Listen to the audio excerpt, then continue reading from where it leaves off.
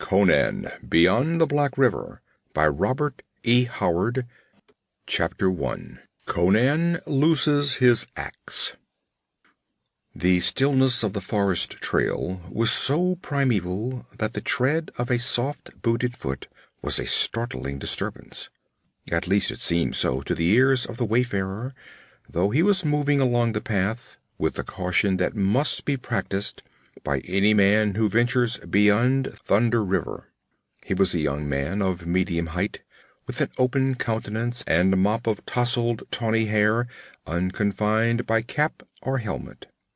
His garb was common enough for that country: a coarse tunic, belted at the waist, short leather breeches beneath, and soft buckskin boots that came short of the knee. A knife hilt jutted from one boot top. The broad leather belt supported a short heavy sword and a buckskin pouch. There was no perturbation in the wide eyes that scanned the green walls which fringed the trail. Though not tall, he was well built, and the arms that the short wide sleeves of the tunic left bare were thick with corded muscle. He tramped imperturbably along, although the last settler's cabin lay miles behind him, and each step was carrying him nearer the grim peril that hung like a brooding shadow over the ancient forest. He was not making as much noise as it seemed to him, though he well knew that the faint tread of his booted feet would be like a tocsin of alarm to the fierce ears that might be lurking in the treacherous green fastness. His careless attitude was not genuine. His eyes and ears were keenly alert, especially his ears, for no gaze could penetrate the leafy tangle for more than a few feet in either direction. But it was instinct more than any warning by the external senses which brought him up suddenly, his hand on his hilt. He stood stock still in the middle of the trail, unconsciously holding his breath, wondering what he had heard, and wondering if indeed he had heard anything. The silence seemed absolute. Not a squirrel chattered or bird chirped. Then his gaze fixed itself on a mass of bushes beside the trail a few yards ahead of him. There was no breeze, yet he had seen a branch quiver. The short hairs on his scalp prickled, and he stood for an instant undecided, certain that a move in either direction would bring death streaking at him from the bushes. A heavy, chopping crunch sounded behind the leaves. The bushes were shaken violently, and simultaneously with the sound, an arrow arched erratically from among them, and vanished among the trees along the trail. The wayfarer glimpsed its flight as he sprang frantically to cover. Crouching behind a thick stem, his sword quivering in his fingers, he saw the bushes part, and a tall figure stepped leisurely into the trail. The traveler stared in surprise. The stranger was clad like himself in regard to boots and breeks, though the latter were of silk instead of leather. But he wore a sleeveless hauberk of dark mesh mail in place of a tunic, and a helmet perched on his black mane.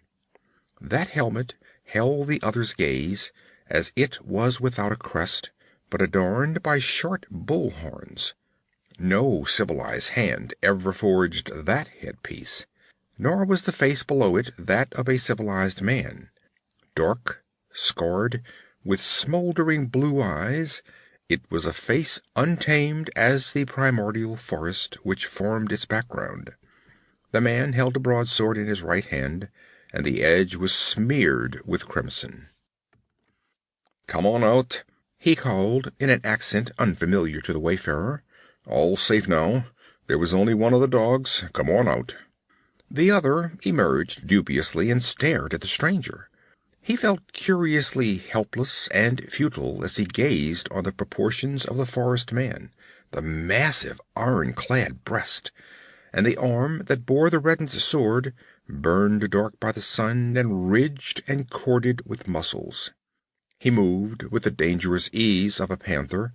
He was too fiercely supple to be a product of civilization, even of that fringe of civilization which composed the outer frontiers.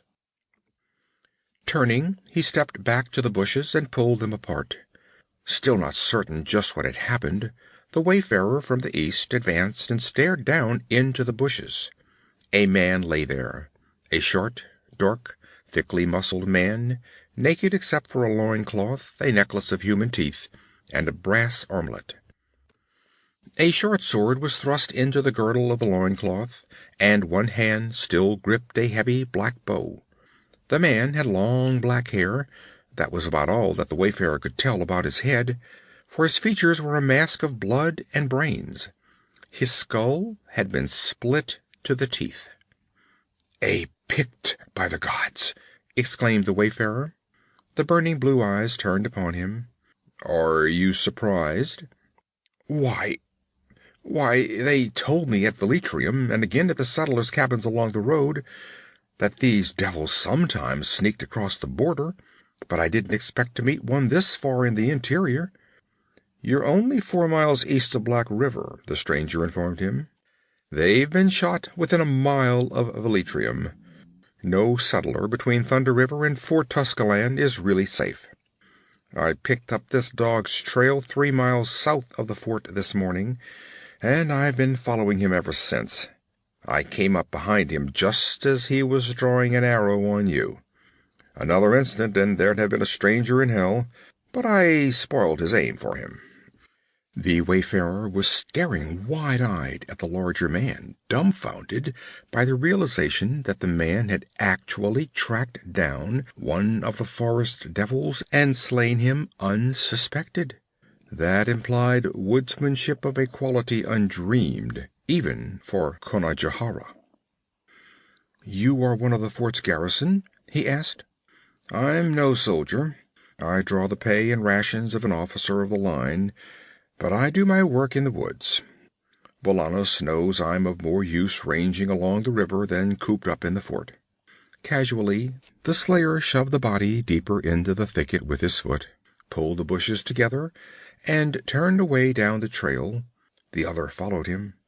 "My name is Balthus," he offered. "I was at Velitrium last night. I haven't decided whether I'll take up a hide of land or enter fort service." "The best land near Thunder River is already taken," grunted the slayer. "Plenty of good land between Scalp Creek, you crossed it a few miles back, and the fort, but that's getting too devilish close to the river. The Picts steal over to burn and murder, as that one did. They don't always come singly. Some day they'll try to sweep the settlers out of Conajohara. And they may succeed. Probably will succeed. This colonization business is mad anyway. There's plenty of good land east of the Bossonian marshes. If the Aquilonians would cut up some of the big estates of their barons and plant wheat where now only deer are hunted, they wouldn't have to cross the border and take the land of the Picts away from them." "That's queer talk from a man in the service of the governor of Conajohara," objected Balthus. "It's nothing to me," the other retorted. "I'm a mercenary. I sell my sword to the highest bidder. I never planted wheat and never will, so long as there are other harvests to be reaped with the sword. But you Hyborians have expanded as far as you'll be allowed to expand. You've crossed the marshes, burned a few villages, exterminated a few clans, and pushed back the frontiers to Black River. But I doubt if you'll ever be able to hold what you've conquered. And you'll never push the frontier any further westward. Your idiotic king doesn't understand conditions here. He won't send you enough reinforcements. And there are not enough settlers to withstand the shock of a concerted attack from across the river." "But the Picts are divided into small clans," persisted Balthus. "They'll never unite. We can whip any single clan." "Or any 3 or 4 clans," admitted the slayer. "But some day a man will rise and unite 30 or 40 clans, just as was done among the Cimmerians, when the Gundermen tried to push the border northward years ago. They tried to colonize the southern marshes of Cimmeria. Destroyed a few small clans, built a fort town. Venarium, you've heard the tale." "So I have indeed," replied Balthus, wincing. The memory of that red disaster was a black blot in the chronicles of a proud and warlike people. My uncle was at Venarium when the Cimmerians swarmed over the walls. He was one of the few who escaped that slaughter. I've heard him tell the tale many a time. The barbarians swept out of the hills in a ravening horde, without warning, and stormed Venarium with such fury none could stand before them. Men, women, and children were butchered. Venarium was reduced to a mass of charred ruins, as it is to this day. The Aquilonians were driven back across the marshes and have never since tried to colonize the Cimmerian country. But you speak of Venarium familiarly. Perhaps you were there? I was, grunted the other. I was one of the horde that swarmed over the hills. I hadn't yet seen 15 snows, but already my name was repeated about the council fires. Balthus involuntarily recoiled, staring. It seemed incredible that the man walking tranquilly at his side should have been one of those screeching, blood-mad devils that had poured over the walls of Venarium on that long-gone day to make her streets run crimson. "Then you, too, are a barbarian!" he exclaimed involuntarily. The other nodded, without taking offense. "I am Conan, a Cimmerian." "I've heard of you!" Fresh interest quickened Balthus's gaze. No wonder the Pict had fallen victim to his own sort of subtlety. The Cimmerians were barbarians as ferocious as the Picts, and much more intelligent. Evidently Conan had spent much time among civilized men, though that contact had obviously not softened him, nor weakened any of his primitive instincts. Balthus's apprehension turned to admiration as he marked the easy, cat-like stride, the effortless silence with which the Cimmerian moved along the trail. The oiled links of his armor did not clink, and Balthus knew Conan could glide through the deepest thicket or most tangled copse as noiselessly as any naked Pict that ever lived. "You're not a Gunderman?" It was more assertion than question. Balthus shook his head. "I'm from the Tauren." "I've seen good woodsmen from the Tauren, but the Bossonians have sheltered you Aquilonians from the outer wildernesses for too many centuries. You need hardening." That was true. The Bossonian marshes, with their fortified villages filled with determined bowmen, had long served Aquilonia as a buffer against the outlying barbarians. Now, among the settlers beyond Thunder River, there was growing up a breed of forest men capable of meeting the barbarians at their own game, but their numbers were still scanty. Most of the frontiermen were like Balthus, more of the settler than the woodsman type. The sun had not set, but it was no longer in sight, hidden as it was behind the dense forest wall. The shadows were lengthening, deepening back in the woods as the companions strode on down the trail. "It will be dark before we reach the fort," commented Conan casually. Then, "Listen."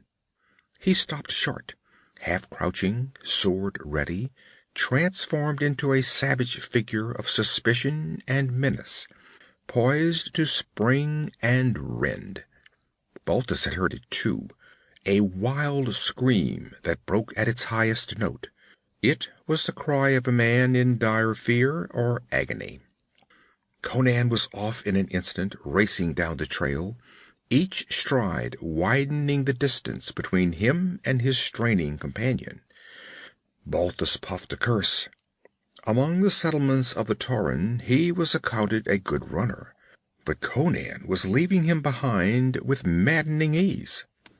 Then Balthus forgot his exasperation as his ears were outraged by the most frightful cry he had ever heard. It was not human, this one. It was a demoniacal caterwauling of hideous triumph that seemed to exult over fallen humanity and find echo in black gulfs beyond human ken. Balthus faltered in his stride, and clammy sweat beaded his flesh. But Conan did not hesitate. He darted around a bend in the trail and disappeared, And Balthus, panicky at finding himself alone with that awful scream still shuddering through the forest in grisly echoes, put on an extra burst of speed and plunged after him. The Aquilonian slid to a stumbling halt, almost colliding with the Cimmerian, who stood in the trail over a crumpled body. But Conan was not looking at the corpse which lay there in the crimson-soaked dirt. He was glaring into the deep woods on either side of the trail. Balthus muttered a horrified oath. It was the body of a man which lay there in the trail, a short, fat man, clad in the gilt-worked boots and, despite the heat, the ermine-trimmed tunic of a wealthy merchant. His fat, pale face was set in a stare of frozen horror. His thick throat had been slashed from ear to ear, as if by a razor-sharp blade. The short sword, still in its scabbard, seemed to indicate that he had been struck down without a chance to fight for his life. "A Pict?" Balthus whispered, as he turned to peer into the deepening shadows of the forest. Conan shook his head and straightened to scowl down at the dead man. "A forest devil. This is the fifth, by Crom." "What do you mean?" "Did you ever hear of a Pictish wizard called Zogar Sag?" Balthus shook his head uneasily. "He dwells in Gwawela, the nearest village across the river. 3 months ago, he hid beside this road and stole a string of pack mules from a pack train bound for the fort. Drugged their drivers somehow. The mules belong to this man." Conan casually indicated the corpse with his foot. "Tiberius, a merchant of Velitrium. They were loaded with ale kegs, and old Zogar stopped to guzzle before he got across the river. A woodsman named Soractus trailed him and led Valannus and 3 soldiers to where he lay dead drunk in a thicket. At the importunities of Tiberius, Valannus threw Zogar Sag into a cell, which is the worst insult you can give a Pict. He managed to kill his guard and escape, and sent back word that he meant to kill Tiberius and the 5 men who captured him in a way that would make Aquilonians shudder for centuries to come. Well, Soractus and the soldiers are dead. Soractus was killed on the river, the soldiers in the very shadow of the fort. And now Tiberius is dead. No Pict killed any of them. Each victim, except Tiberius, as you see, lacked his head, which no doubt is now ornamenting the altar of Zogar Sag's particular god." "How do you know they weren't killed by the Picts?" demanded Balthus. Conan pointed to the corpse of the merchant. "You think that was done with a knife or a sword? Look closer, and you'll see that only a talon could have made a gash like that. The flesh is ripped, not cut." "Perhaps a panther," began Balthus without conviction. Conan shook his head impatiently. "A man from the Tauran couldn't mistake the mark of a panther's claws. No, it's a forest devil summoned by Zogar Sag to carry out his revenge. Tiberius was a fool to start for Velitrium alone, and so close to dusk. But each one of the victims seemed to be smitten with madness just before doom overtook them. Look here, the signs are plain enough. Tiberius came riding along the trail on his mule, maybe with a bundle of choice otter pelts behind his saddle to sell in Velitrium, and the thing sprang on him from behind that bush. See where the branches are crushed down?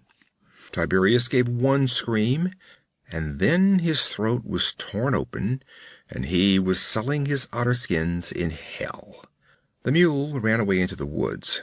Listen, even now you can hear him thrashing about under the trees.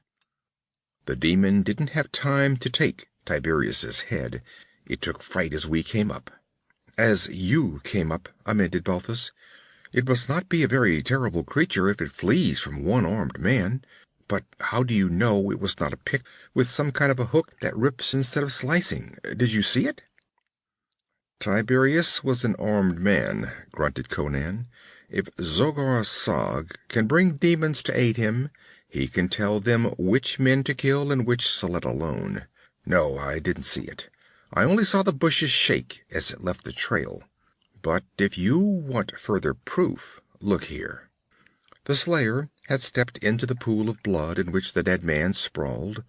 Under the bushes at the edge of the path, there was a footprint made in blood on the hard loam. "Did a man make that?" demanded Conan. Balthus felt his scalp prickle. Neither man nor any beast that he had ever seen could have left that strange, monstrous, three-toed print that was curiously combined of the bird and the reptile, yet a true mark of neither. He spread his fingers above the print, careful not to touch it, and grunted explosively. He could not span the mark. "What is it?" he whispered. "I never saw a beast that left a spoor like that." "Nor any other sane man," answered Conan grimly. "It's a swamp demon. They're thick as bats in the swamps beyond Black River. You can hear them howling like damned souls when the wind blows strong from the south on hot nights." "What shall we do?" asked the Aquilonian, peering uneasily into the deep blue shadows. The frozen fear on the dead countenance haunted him. He wondered what hideous head the wretch had seen thrust grinning from among the leaves to chill his blood with terror. "No use trying to follow a demon," grunted Conan, drawing a short woodman's axe from his girdle. "I tried tracking him after he killed Soractus. I lost his trail within a dozen steps. He might have grown himself wings and flown away, or sunk down through the earth to hell. I don't know. I'm not going after the mule either. It'll either wander back to the fort or to some settler's cabin." As he spoke, Conan was busy at the edge of the trail with his axe. With a few strokes he cut a pair of saplings 9 or 10 feet long, and denuded them of their branches. Then he cut a length from a serpent-like vine that crawled among the bushes nearby, and making one end fast to one of the poles, a couple of feet from the end, whipped the vine over the other sapling and interlaced it back and forth. In a few moments he had a crude but strong litter. "The demon isn't going to get Tiberius's head if I can help it," he growled. "We'll carry the body into the fort. It isn't more than 3 miles. I never liked the fat fool, but we can't have Pictish devils making so cursed free with white men's heads." The Picts were a white race, though swarthy, but the border men never spoke of them as such. Balthus took the rear end of the litter, onto which Conan unceremoniously dumped the unfortunate merchant, and they moved on down the trail as swiftly as possible. Conan made no more noise laden with their grim burden than he had made when unencumbered. He had made a loop with the merchant's belt at the end of the poles, and was carrying his share of the load with one hand, while the other gripped his naked broadsword, and his restless gaze roved the sinister walls about them. The shadows were thickening. A darkening blue mist blurred the outlines of the foliage. The forest deepened in the twilight, became a blue haunt of mystery sheltering unguessed things.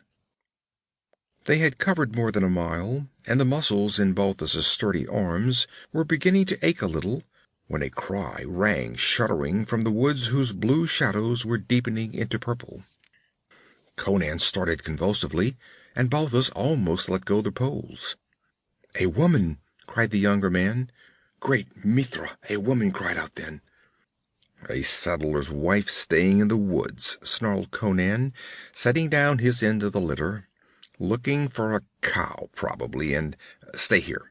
He dived like a hunting wolf into the leafy wall. Balthus's hair bristled. "Stay here alone with this corpse and a devil hiding in the woods?" he yelped. "I'm coming with you." And suiting action to words, he plunged after the Cimmerian. Conan glanced back at him, but made no objection, though he did not moderate his pace to accommodate the shorter legs of his companion. Balthus wasted his wind in swearing, as the Cimmerian drew away from him again like a phantom between the trees, and then Conan burst into a dim glade and halted crouching, lips snarling, sword lifted. "What are we stopping for?" panted Balthus, dashing the sweat out of his eyes and gripping his short sword. "That scream came from this glade, or nearby," answered Conan.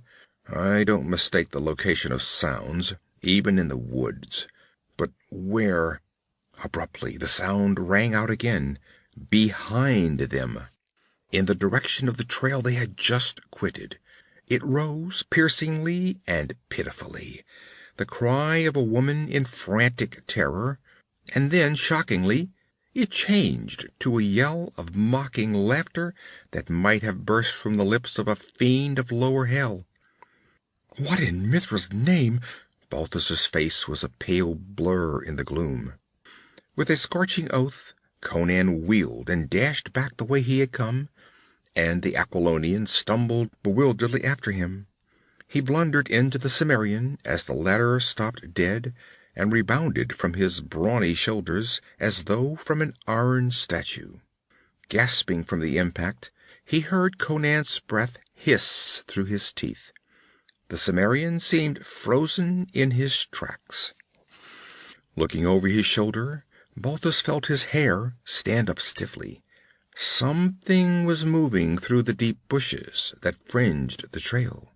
Something that neither walked nor flew, but seemed to glide like a serpent. But it was not a serpent. Its outlines were indistinct, but it was taller than a man, and not very bulky. It gave off a glimmer of weird light, like a faint blue flame. Indeed, the eerie fire was the only tangible thing about it. It might have been an embodied flame, moving with reason and purpose through the blackening woods.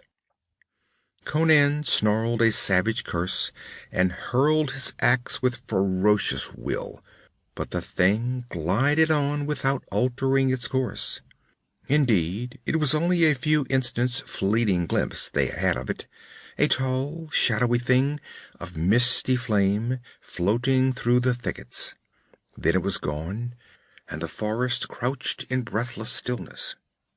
With a snarl, Conan plunged through the intervening foliage and into the trail. His profanity, as Balthus floundered after him, was lurid and impassioned.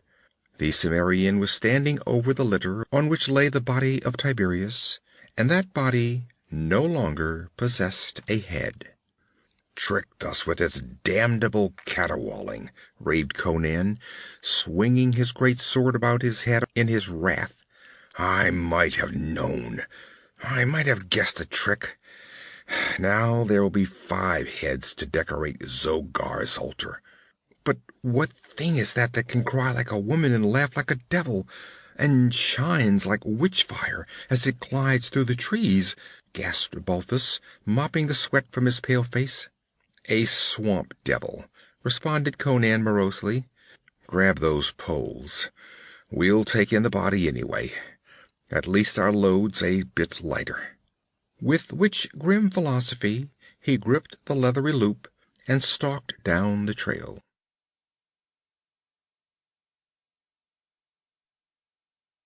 Chapter 2. The Wizard of Gwalala. Fort Tuslan stood on the eastern bank of Black River, the tides of which washed the foot of the stockades. The latter was of logs, as were all the buildings within, including the donjon, to dignify it by that appellation, in which were the governor's quarters, overlooking the stockade and the sullen river. Beyond that river lay a huge forest, which approached jungle-like density along the spongy shores. Men paced the runways along the log parapet day and night, watching the dense green wall. Seldom a menacing figure appeared, but the sentries knew that they too were watched, fiercely, hungrily, with the mercilessness of ancient hate.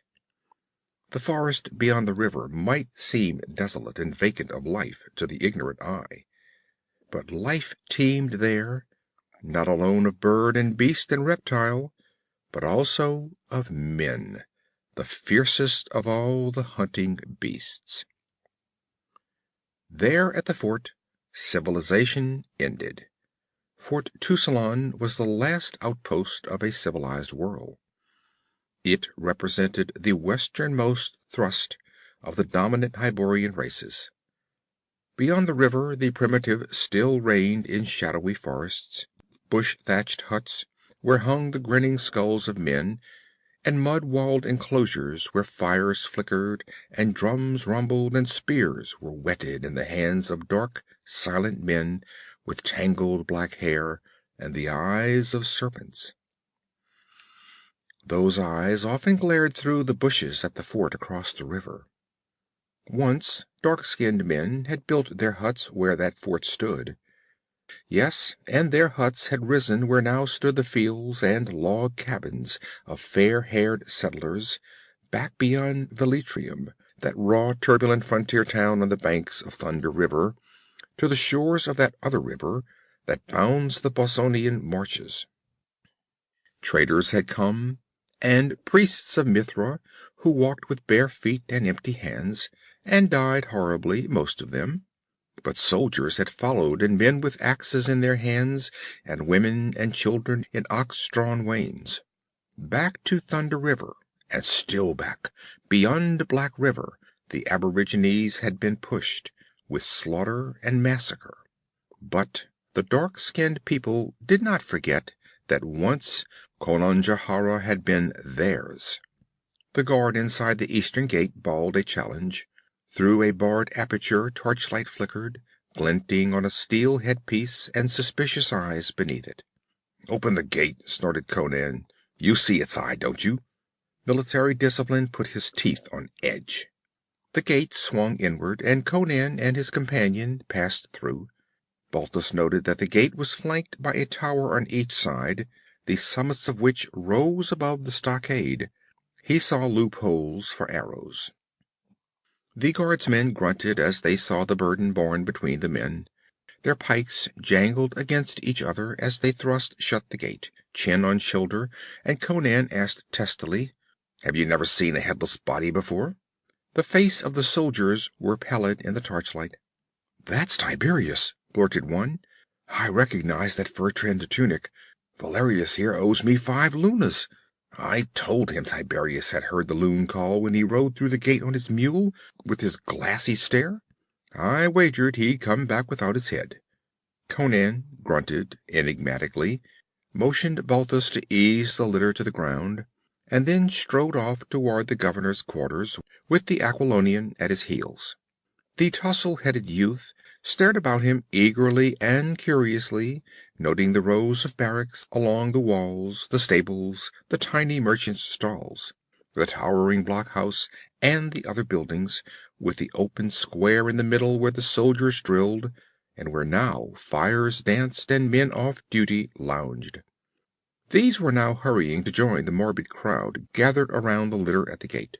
The rangy figures of Aquilonian pikemen and forest runners mingled with the shorter, stockier forms of Bossonian archers. He was not greatly surprised that the governor received them himself. Autocratic society, with its rigid caste laws, lay east of the marches. Valannus was still a young man, well knit, with a finely chiseled countenance, already carved into sober casts by toil and responsibility. "You left the fort before daybreak, I was told," he said to Conan. "I had begun to fear that the Picts had caught you at last."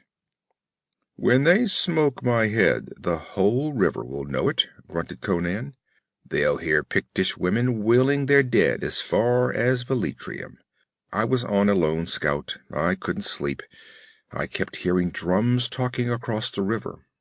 "They talk each night," reminded the governor. His fine eyes shadowed as he stared closely at Conan. He had learned the unwisdom of discounting wild men's instincts. "There was a difference last night," growled Conan. "There has been ever since Zogar Sag got back across the river." "We should either have given him presents and sent him home, or else hanged him," sighed the governor. "You advised that, but "But it's hard for you Hyborians to learn the ways of the outlands," said Conan. "Well, it can't be helped now. But there'll be no peace on the border so long as Zogar lives and remembers the cell he sweated in. I was following a warrior who slipped over to put a few white notches on his bow. After I split his head, I fell in with this lad, whose name is Balthus, and who's come from the Tauren to help hold the frontier." Valannus approvingly eyed the young man's frank countenance and strongly knit frame. "I am glad to welcome you, young sir. I wish more of your people would come. We need men used to forest life. Many of our soldiers and some of our settlers are from the eastern provinces and know nothing of woodcraft or even of agricultural life."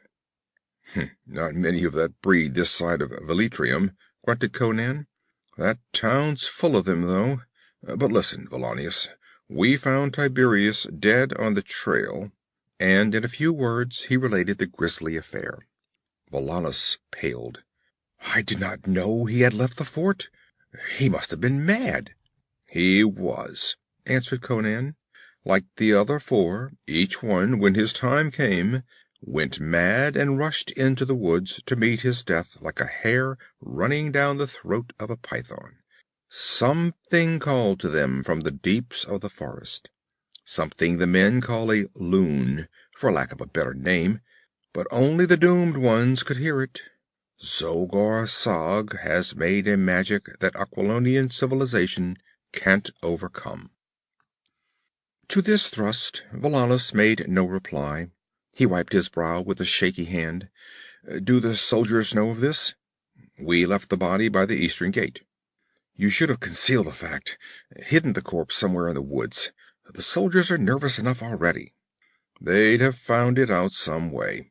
If I'd hidden the body, it would have been returned to the fort, as the corpse of Soractus was, tied up outside the gate for the men to find in the morning." Valannus shuddered. Turning, he walked to a casement and stared silently out over the river, black and shiny under the glint of the stars. Beyond the river the jungle rose like an ebon wall. The distant screech of a panther broke the stillness. The night pressed in, blurring the sounds of the soldiers outside the blockhouse, dimming the fires. A wind whispered through the black branches, rippling the dusky water. On its wings came a low, rhythmic pulsing, sinister as the pad of a leopard's foot. "After all," said Valannus, as if speaking his thoughts aloud, "what do we know, what does anyone know, of the things that jungle may hide? We have dim rumors of great swamps and rivers, and a forest that stretches on and on over everlasting plains and hills, to end at last on the shores of the Western Ocean. But what things lie between the river and that ocean, we dare not even guess. No white man has ever plunged deep into that vastness and returned alive to tell us what he found. We are wise in our civilized knowledge, but our knowledge extends just so far, to the western bank of that ancient river. Who knows what shapes earthly and unearthly may lurk beyond the dim circle of light our knowledge has cast? Who knows what gods are worshipped under the shadows of that heathen forest, or what devils crawl out of the black ooze of the swamps? Who can be sure that all the inhabitants of that black country are natural? Zogar Sag, a sage of the eastern cities, would sneer at his primitive magic making as the mummery of a faker. Yet he has driven mad and killed 5 men, in a manner no man can explain. I wonder if he himself is wholly human. If I can get within axe-throwing distance of him, I'll settle that question, growled Conan, helping himself to the governor's wine and pushing a glass toward Balthus, who took it hesitatingly and with an uncertain glance toward Valannus. The governor turned toward Conan and stared at him thoughtfully. "The soldiers who do not believe in ghosts or devils," he said, "are almost in a panic of fear. You, who believe in ghosts, ghouls, goblins, and all manner of uncanny things, do not seem to fear any of the things in which you believe. "There's nothing in the universe cold steel won't cut," answered Conan. "I threw my axe at the demon, and he took no hurt. But I might have missed in the dusk, or a branch deflected its flight. I'm not going out of my way looking for devils, but I wouldn't step out of my path to let one go by." Valannus lifted his head and met Conan's gaze squarely. "Conan, more depends on you than you realize. You know the weakness of this province, a slender wedge thrust into the untamed wilderness. You know that the lives of all the people west of the marches depend on this fort. Were it to fall, red axes would be splintering the gates of Velitrium before a horseman could cross the marches. His Majesty, or His Majesty's advisors, have ignored my plea that more troops be sent to hold the frontier. They know nothing of border conditions, and are averse to expending any more money in this direction. The fate of the frontier depends upon the men who now hold it. You know that most of the army which conquered Conajohara has been withdrawn. You know the force left me is inadequate, especially since that devil Zogar Sag managed to poison our water supply, and 40 men died in one day. Many of the others are sick, or have been bitten by serpents, or mauled by wild beasts, which seem to swarm in increasing numbers in the vicinity of the fort. The soldiers believe Zogar's boast, that he could summon the forest beasts to slay his enemies. I have 300 pikemen, 400 Bossonian archers, and perhaps 50 men who, like yourself, are skilled in woodcraft. They are worth 10 times their number of soldiers, but there are so few of them. Frankly, Conan, my situation is becoming precarious. The soldiers whisper of desertion. They are low-spirited, believing Zogar Sag has loosed devils on us. They fear the black plague with which he threatened us, the terrible black death of the swamplands. When I see a sick soldier, I sweat with fear of seeing him turn black and shrivel and die before my eyes. Conan, if the plague is loosed upon us, the soldiers will desert in a body.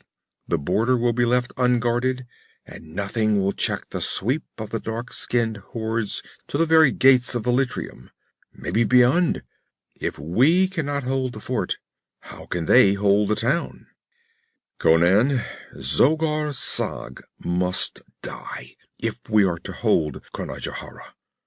You have penetrated the unknown deeper than any other man in the fort. You know where Gwawela stands, and something of the forest trails across the river. Will you take a band of men tonight and endeavor to kill or capture him? Oh, I know it's mad. There isn't more than one chance in 1,000 that any of you will come back alive. But if we don't get him, it's death for us all. You can take as many men as you wish. 12 men are better for a job like that than a regiment, answered Conan.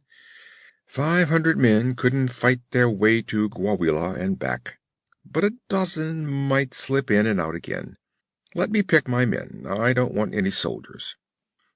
Let me go, eagerly exclaimed Balthus. I've hunted deer all my life on the Tauren. All right, Valannus, we'll eat at the stall where the foresters gather, and I'll pick my men. We'll start within an hour, drop down the river in a boat to a point below the village, and then steal upon it through the woods. If we live, we should be back by daybreak.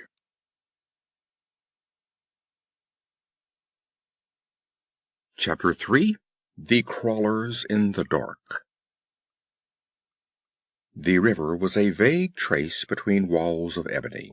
The paddles that propelled the long boat creeping along in the dense shadow of the eastern bank dipped softly into the water, making no more noise than the beak of a heron. The broad shoulders of the man in front of Balthus were a blur in the dense gloom. He knew that not even the keen eyes of the man who knelt in the prow would discern anything more than a few feet ahead of them. Conan was feeling his way by instinct and an internal familiarity with the river. No one spoke. Balthus had had a good look at his companions in the fort before they slipped out of the stockade and down the bank into the waiting canoe. They were of a new breed, growing up in the world on the raw edge of the frontier, men whom grim necessity had taught woodcraft. Aquilonians of the western provinces to a man, they had many points in common. They dressed alike, in buckskin boots, leathern breeks, and deerskin shirts, with broad girdles that held axes and short swords, and they were all gaunt and scarred and hard-eyed, sinewy and taciturn. They were wild men of a sort, yet there was still a wide gulf between them and the Cimmerian.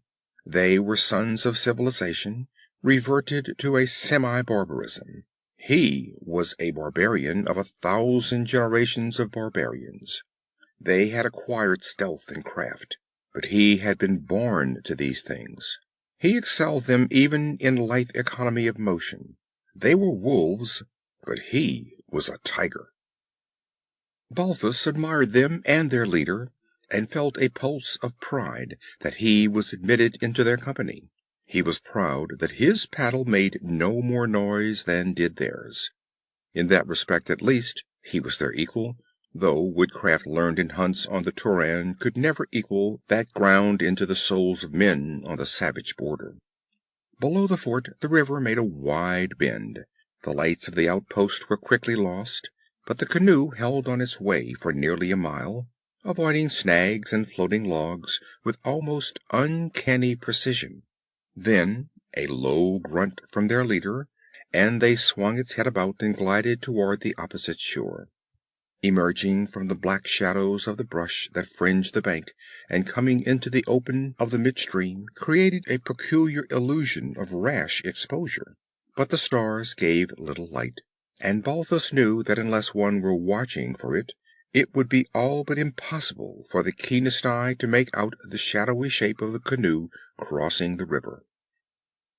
They swung in under the overhanging bushes of the western shore, and Balthus groped for and found a projecting root which he grasped.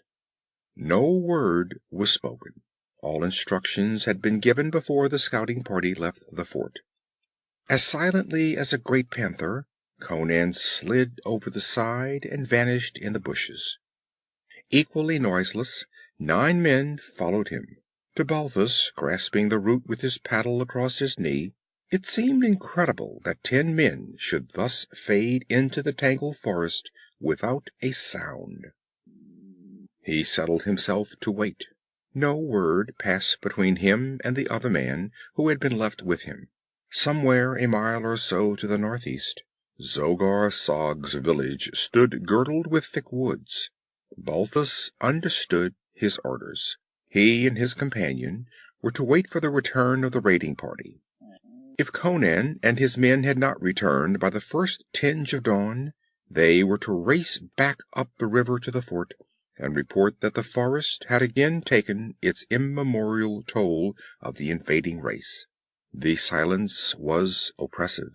No sound came from the black woods, invisible beyond the ebon masses that were the overhanging bushes.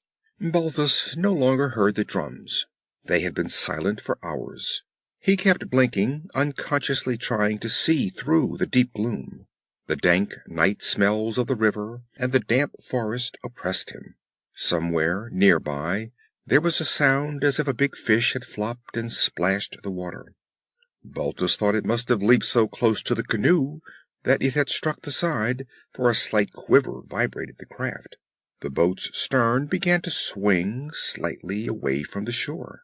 The man behind him must have let go of the projection he was gripping. Balthus twisted his head to hiss a warning, and could just make out the figure of his companion, a slightly blacker bulk in the blackness. The man did not reply. Wondering if he had fallen asleep, Balthus reached out and grasped his shoulder. To his amazement, the man crumpled under his touch and slumped down in the canoe. Twisting his body half about, Balthus groped for him, his heart shooting into his throat. His fumbling fingers slid over the man's throat. Only the youth's convulsive clenching of his jaws choked back the cry that rose to his lips. His fingers encountered a gaping, oozing wound. His companion's throat had been cut from ear to ear. In that instant of horror and panic, Balthus started up, and then a muscular arm out of the darkness locked fiercely about his throat, strangling his yell. The canoe rocked wildly.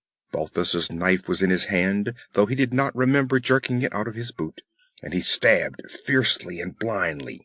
He felt the blade sink deep, and a fiendish yell rang in his ear, a yell that was horribly answered. The darkness seemed to come to life about him. A bestial clamor rose on all sides, and other arms grappled him. Borne under a mass of hurtling bodies, the canoe rolled sideways.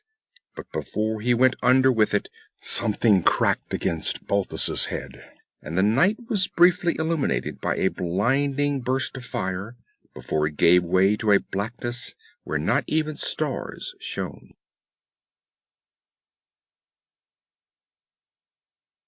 Chapter 4. The Beasts of Zogar Zog. Fires dazzled Balthus again as he slowly recovered his senses. He blinked, shook his head. Their glare hurt his eyes. A confused medley of sound rose about him, growing more distinct as his senses cleared. He lifted his head and stared stupidly about him. Black figures hemmed him in, etched against crimson tongues of flame. Memory and understanding came in a rush. He was bound upright to a post in an open space, ringed by fierce and terrible figures. Beyond that ring fires burned, tended by naked, dark-skinned women. Beyond the fires he saw huts of mud and wattle, thatched with brush. Beyond the huts there was a stockade with a broad gate. But he saw these things only incidentally. Even the cryptic dark women with their curious coiffures were noted by him only absently. His full attention was fixed in awful fascination on the men who stood glaring at him. Short men, broad-shouldered, deep-chested, lean-hipped. They were naked except for scanty loincloths. The firelight brought out the play of their swelling muscles in bold relief. Their dark faces were immobile, but their narrow eyes glittered with the fire that burns in the eyes of a stalking tiger. Their tangled manes were bound back with bands of copper. Swords and axes were in their hands. Crude bandages banded the limbs of some, and smears of blood were dried on their dark skins. There had been fighting, recent and deadly. His eyes wavered away from the steady glare of his captors, and he repressed a cry of horror. A few feet away there rose a low, hideous pyramid. It was built of gory human heads. Dead eyes glared glassily up at the black sky. Numbly he recognized the countenances which were turned toward him. They were the heads of the men who had followed Conan into the forest. He could not tell if the Cimmerian's head were among them. Only a few faces were visible to him. It looked to him as if there must be 10 or 11 heads at least. A deadly sickness assailed him. He fought a desire to retch. Beyond the heads lay the bodies of half a dozen Picts, and he was aware of a fierce exultation at the sight. The forest runners had taken toll at least. Twisting his head away from the ghastly spectacle, he became aware that another post stood near him, a stake painted black as was the one to which he was bound. A man sagged in his bonds there, naked except for his leathern breeks, whom Balthus recognized as one of Conan's woodsmen. Blood trickled from his mouth, oozed sluggishly from a gash in his side. Lifting his head as he licked his livid lips, he muttered, making himself heard with difficulty above the fiendish clamor of the Picts. "So they got you too." "Sneaked up in the water and cut the other fellow's throat," groaned Balthus. "We never heard them till they were on us. Mithra, how can anything move so silently?" "They're devils," mumbled the frontiersman. "They must have been watching us from the time we left midstream. We walked into a trap. Arrows from all sides were ripping into us before we knew it. Most of us dropped at the first fire. 3 or 4 broke through the bushes and came to handgrips. But there were too many. Conan might have gotten away. I haven't seen his head. Been better for you and me if they'd killed us outright. I can't blame Conan. Ordinarily, we'd have gotten to the village without being discovered.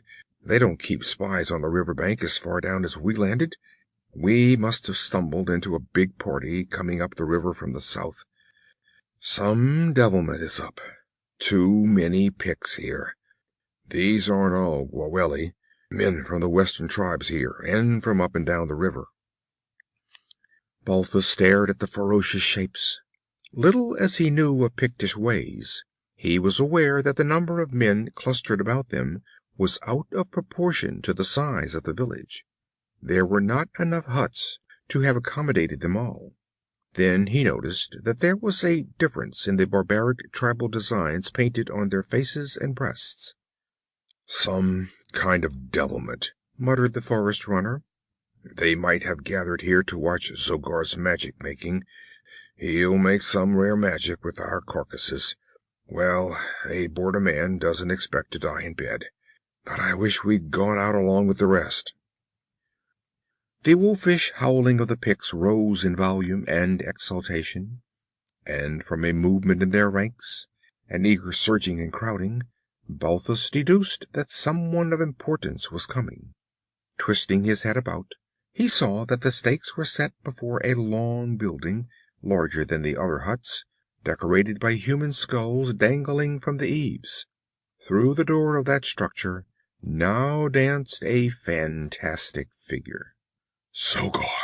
muttered the woodsman, his bloody countenance set in wolfish lines as he unconsciously strained at his cords.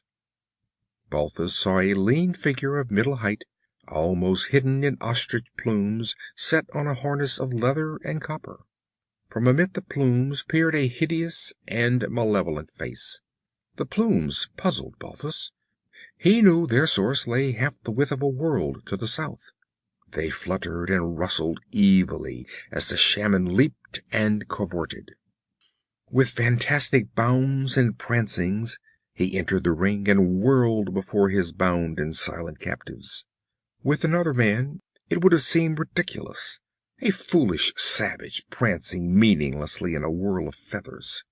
But that ferocious face, glaring out from that billowing mass, gave the scene a grim significance.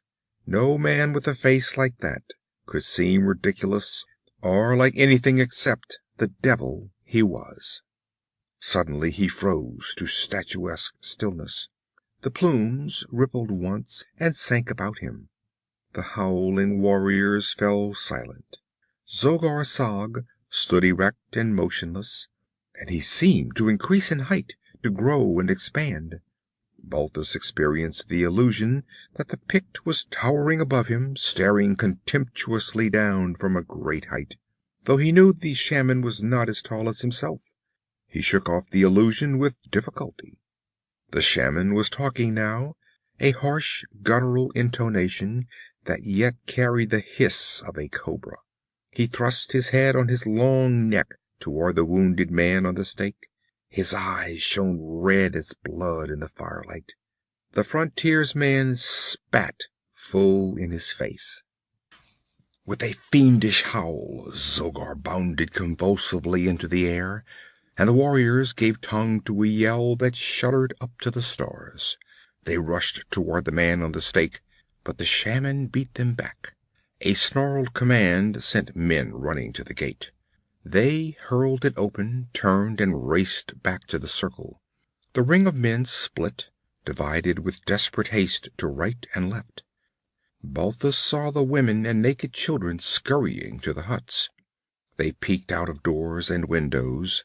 A broad lane was left to the open gate, beyond which loomed the black forest, crowding sullenly in upon the clearing, unlighted by the fires. A tense silence reigned as Zogar Sag turned toward the forest, raised on his tiptoes, and sent a weird, inhuman call shuddering out into the night. Somewhere, far out in the black forest, a deeper cry answered him. Balthus shuddered. From the timbre of that cry, he knew it never came from a human throat. He remembered what Valannus had said, that Zogar boasted that he could summon wild beasts to do his bidding. The woodsman was livid beneath his mask of blood. He licked his lips spasmodically. The village held its breath. Zogar Sag stood still as a statue, his plumes trembling faintly about him. But suddenly the gate was no longer empty. A shuddering gasp swept over the village, and men crowded hastily back, jamming one another between the huts. Balthus felt the short hair stir on his scalp. The creature that stood in the gate was like the embodiment of nightmare legend. Its color was of a curious pale quality, which made it seem ghostly and unreal in the dim light. But there was nothing unreal about the low-hung, savage head, and the great curved fangs that glistened in the firelight. On noiseless, padded feet, it approached like a phantom out of the past. It was a survival of an older, grimmer age, the ogre of many an ancient legend, a saber-toothed tiger. No Hyborian hunter had looked upon one of those primordial brutes for centuries.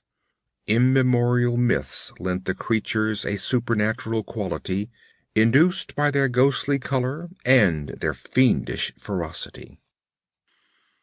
The beast that glided toward the men on the stakes was longer and heavier than a common striped tiger, almost as bulky as a bear. Its shoulders and forelegs were so massive and mightily muscled as to give it a curiously top-heavy look, though its hindquarters were more powerful than that of a lion. Its jaws were massive, but its head was brutusly shaped. Its brain capacity was small. It had room for no instincts except those of destruction.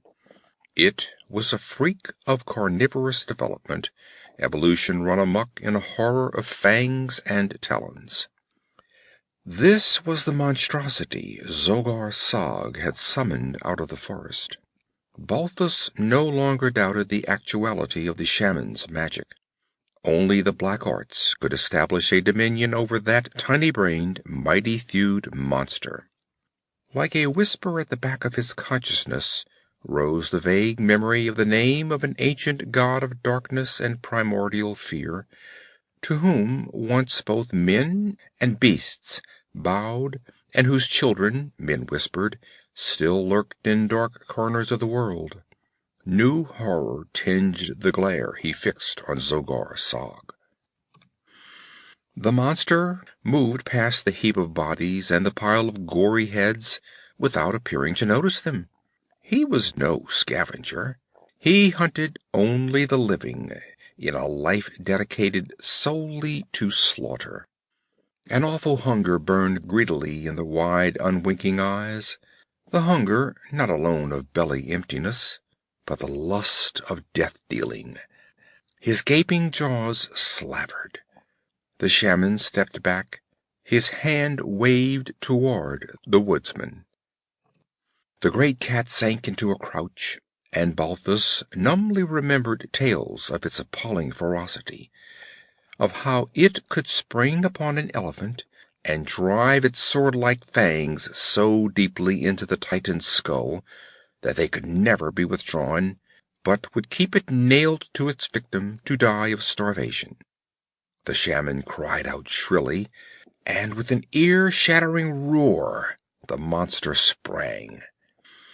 Balthus had never dreamed of such a spring, such a hurtling of incarnated destruction embodied in that giant bulk of iron-thews and ripping talons. Full on the woodsman's breast it struck, and the stake splintered and snapped at the base, crashing to the earth under the impact. Then the saber-tooth was gliding toward the gate, half dragging, half carrying a hideous crimson hulk that only faintly resembled a man. Balthus glared almost paralyzed, his brain refusing to credit what his eyes had seen. In that leap, the great beast had not only broken off the stake, it had ripped the mangled body of its victim from the post to which it was bound. The huge talons, in that instant of contact, had disemboweled and partially dismembered the man, and the giant fangs had torn away the whole top of his head, shearing through the skull as easily as through flesh. Stout rawhide thongs had given way like paper. Where the thongs had held, flesh and bone had not. Balthus retched suddenly. He had hunted bears and panthers, but he had never dreamed the beast lived which could make such a red ruin of a human frame in the flicker of an instant. The saber-tooth vanished through the gate, and a few moments later a deep roar sounded through the forest, receding in the distance. But the Picts still shrank back against the huts, and the shaman still stood facing the gate that was like a black opening to let in the night. Cold sweat burst suddenly out of Balthus's skin. What new horror would come through that gate to make carrion meat of his body? Sick panic assailed him, and he strained futilely at his thongs. The night pressed in, very black and horrible outside the firelight. The fires themselves glowed lurid as the fires of hell. He felt the eyes of the Picts upon him, hundreds of hungry, cruel eyes that reflected the lust of souls utterly without humanity as he knew it. They no longer seemed men. They were devils of this black jungle, as inhuman as the creatures to which the fiend in the nodding plumes screamed through the darkness. Zogar sent another call shuddering through the night, and it was utterly unlike the first cry. There was a hideous sibilance in it. Balthus turned cold at the implication. If a serpent could hiss that loud, it would make just such a sound. This time there was no answer, only a period of breathless silence, in which the pound of Balthus's heart strangled him. And then there sounded a swishing outside the gate, a dry rustling that sent chills down Balthus's spine. Again the firelight gate held a hideous occupant. Again Balthus recognized the monster from ancient legends. He saw and knew the ancient and evil serpent which swayed there. Its wedge-shaped head, huge as that of a horse, as high as a tall man's head, and its palely gleaming barrel rippling out behind it. A forked tongue darted in and out, and the firelight glittered on bared fangs. Balthus became incapable of emotion. The horror of his fate paralyzed him. This was the reptile that the ancients called ghost snake, the pale, abominable terror that of old glided into huts by night to devour whole families. Like the python, it crushed its victim, but unlike other constrictors, its fangs bore venom that carried madness and death. It too had long been considered extinct, but Valannus had spoken truly. No white man knew what shapes haunted the great forest beyond Black River. It came on, silently rippling over the ground, its hideous head on the same level, its neck curving back slightly for the stroke. Balthus gazed with glazed, hypnotized stare into that loathsome gullet, down which he would soon be engulfed, and he was aware of no sensation except a vague nausea. And then something that glinted in the firelight streaked from the shadows of the huts, and the great reptile whipped about and went into instant convulsions. As in a dream, Balthus saw a short throwing spear transfixing the mighty neck, just below the gaping jaws, the shaft protruding from one side and the steel head from the other. Nodding and looping hideously, the maddened reptile rolled into the circle of men who strove back from him. The spear had not severed its spine, but merely transfixed its great neck muscles. Its furiously lashing tail mowed down a dozen men, and its jaws snapped convulsively, splashing others with venom that burned like liquid fire. Howling, cursing, screaming, frantic, they scattered before it, knocking each other down in their flight, trampling the fallen, bursting through the huts. The giant snake rolled into a fire, scattering sparks and brands, and the pain lashed it to more frenzied efforts. A hut wall buckled under the ram-like impact of its flailing tail, disgorging howling people. Men stampeded through the fires, knocking the logs right and left. The flames sprang up, then sank. A reddish, dim glow was all that lighted that nightmare scene where the giant reptile whipped and rolled, and men clawed and shrieked in frantic flight. Balthus felt something jerk at his wrists, and then, miraculously, he was free, and a strong hand dragged him behind the post. Dazedly, he saw Conan, felt the forest man's iron grip on his arm. There was blood on the Cimmerian's mail, dried blood on the sword in his right hand. He loomed dim and gigantic in the shadowy light. "Come on, before they get over their panic." Balthus felt the haft of an axe shoved into his hand. Zogar Sag had disappeared. Conan dragged Balthus after him until the youth's numb brain awoke, and his legs began to move of their own accord. Then Conan released him and ran into the building where the skulls hung. Balthus followed him.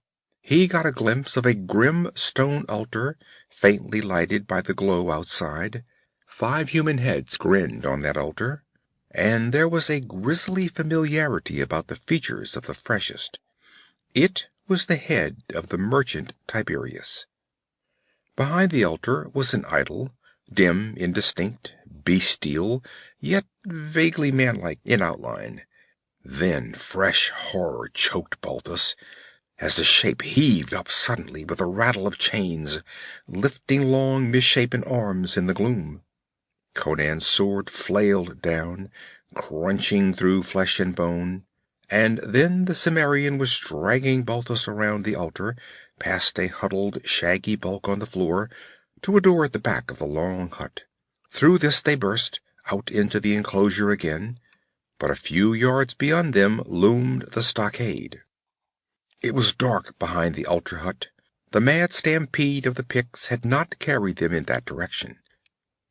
At the wall Conan halted, gripped Balthus, and heaved him at arm's length into the air as he might have lifted a child.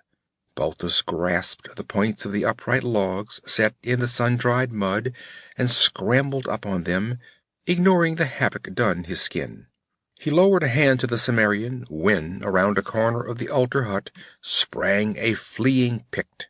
He halted short, glimpsing the man on the wall in the faint glow of the fires.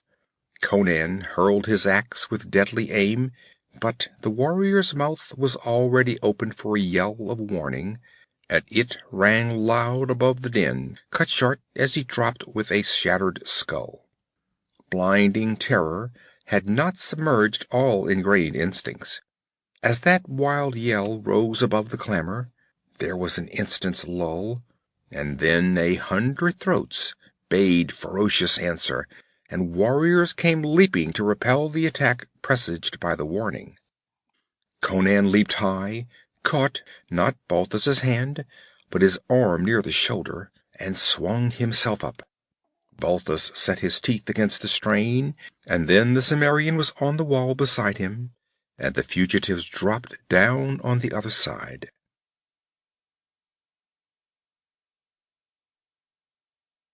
Chapter 5. The Children of Jabal Sag. "Which way is the river?" Balthus was confused.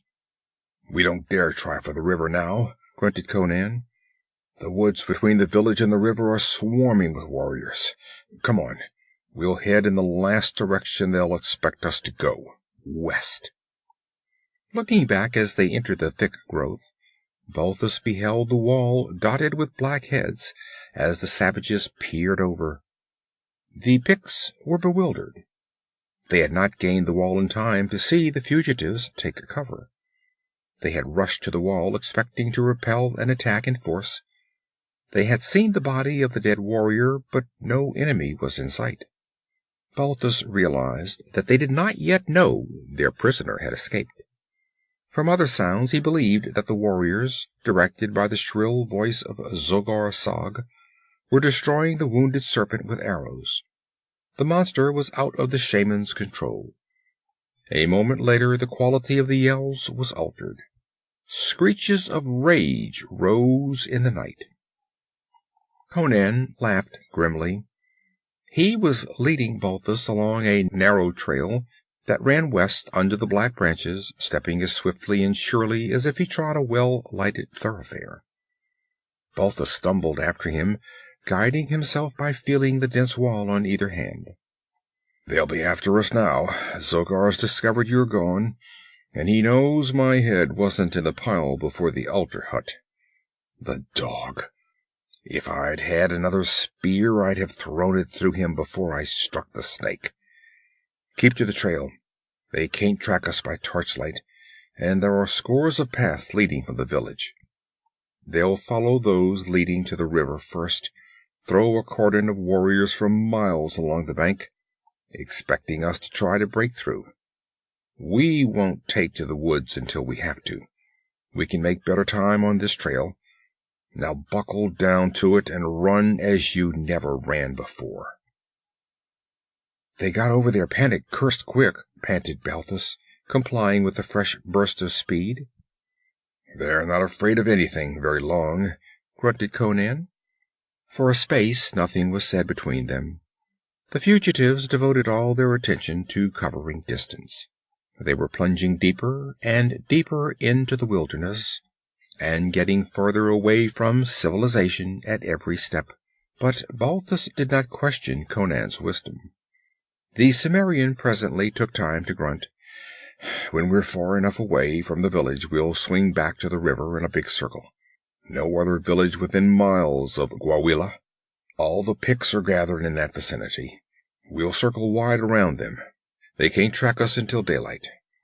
They'll pick up our path then, but before dawn we'll leave the trail and take to the woods." They plunged on. The yells died out behind them. Balthus's breath was whistling through his teeth.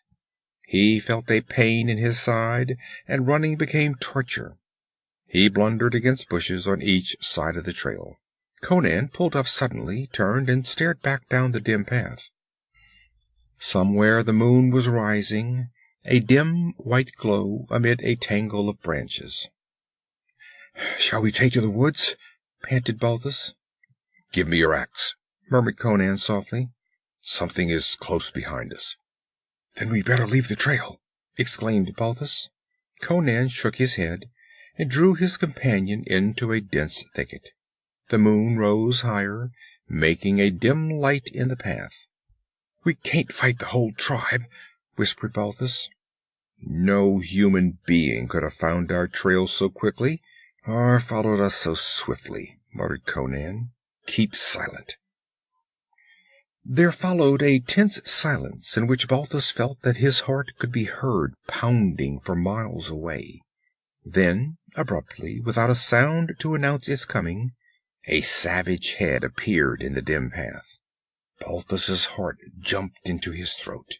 At first glance he feared to look upon the awful head of the saber-tooth. But this head was smaller, more narrow.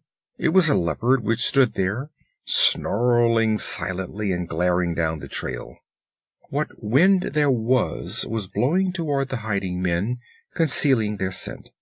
The beast lowered his head and snuffled the trail, then moved forward uncertainly. A chill played down Balthus's spine.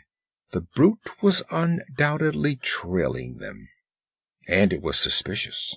It lifted its head, its eyes glowing like balls of fire, and growled low in his throat, and at that instant Conan hurled the axe. All the weight of arm and shoulder was behind the throw, and the axe was a streak of silver in the dim moon. Almost before he realized what had happened, Balthus saw the leopard rolling on the ground in its death throes, the handle of the axe standing up from its head. The head of the weapon had split its narrow skull. Conan bounded from the bushes, wrenched his axe free, and dragged the limp body in among the trees, concealing it from the casual glance. "Now let's go, and go fast," he grunted, leading the way southward, away from the trail. "There'll be warriors coming after that cat.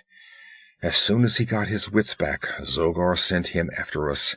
The Picts would follow him, and he'd leave them far behind. He'd circle the village until he hit our trail, then come after us like a streak. They couldn't keep up with him, but they'll have an idea as to our general direction. They'd follow, listening for his cry. Well, they won't hear that, but they'll find the blood on the trail and look around and find the body in the brush. They'll pick up our spoor here if they can. Walk with care." He avoided clinging briars and low-hanging branches effortlessly, gliding between trees without touching the stems, and always planting his feet in the places calculated to show least evidence of his passing. But with Balthus it was slower, more laborious work. No sound came from behind them. They had covered more than a mile when Balthus said, "Does Zogar Sag catch leopard cubs and train them for bloodhounds?" Conan shook his head. That was a leopard he called out of the woods. "But," Balthus persisted, "if he can order the beasts to do his bidding, why doesn't he rouse them all and have them after us? The forest is full of leopards. Why send only one after us?" Conan did not reply for a space, and when he did, it was with a curious reticence. "He can't command all the animals. Only such as remember Jabal Sag." "Jabal Sag?"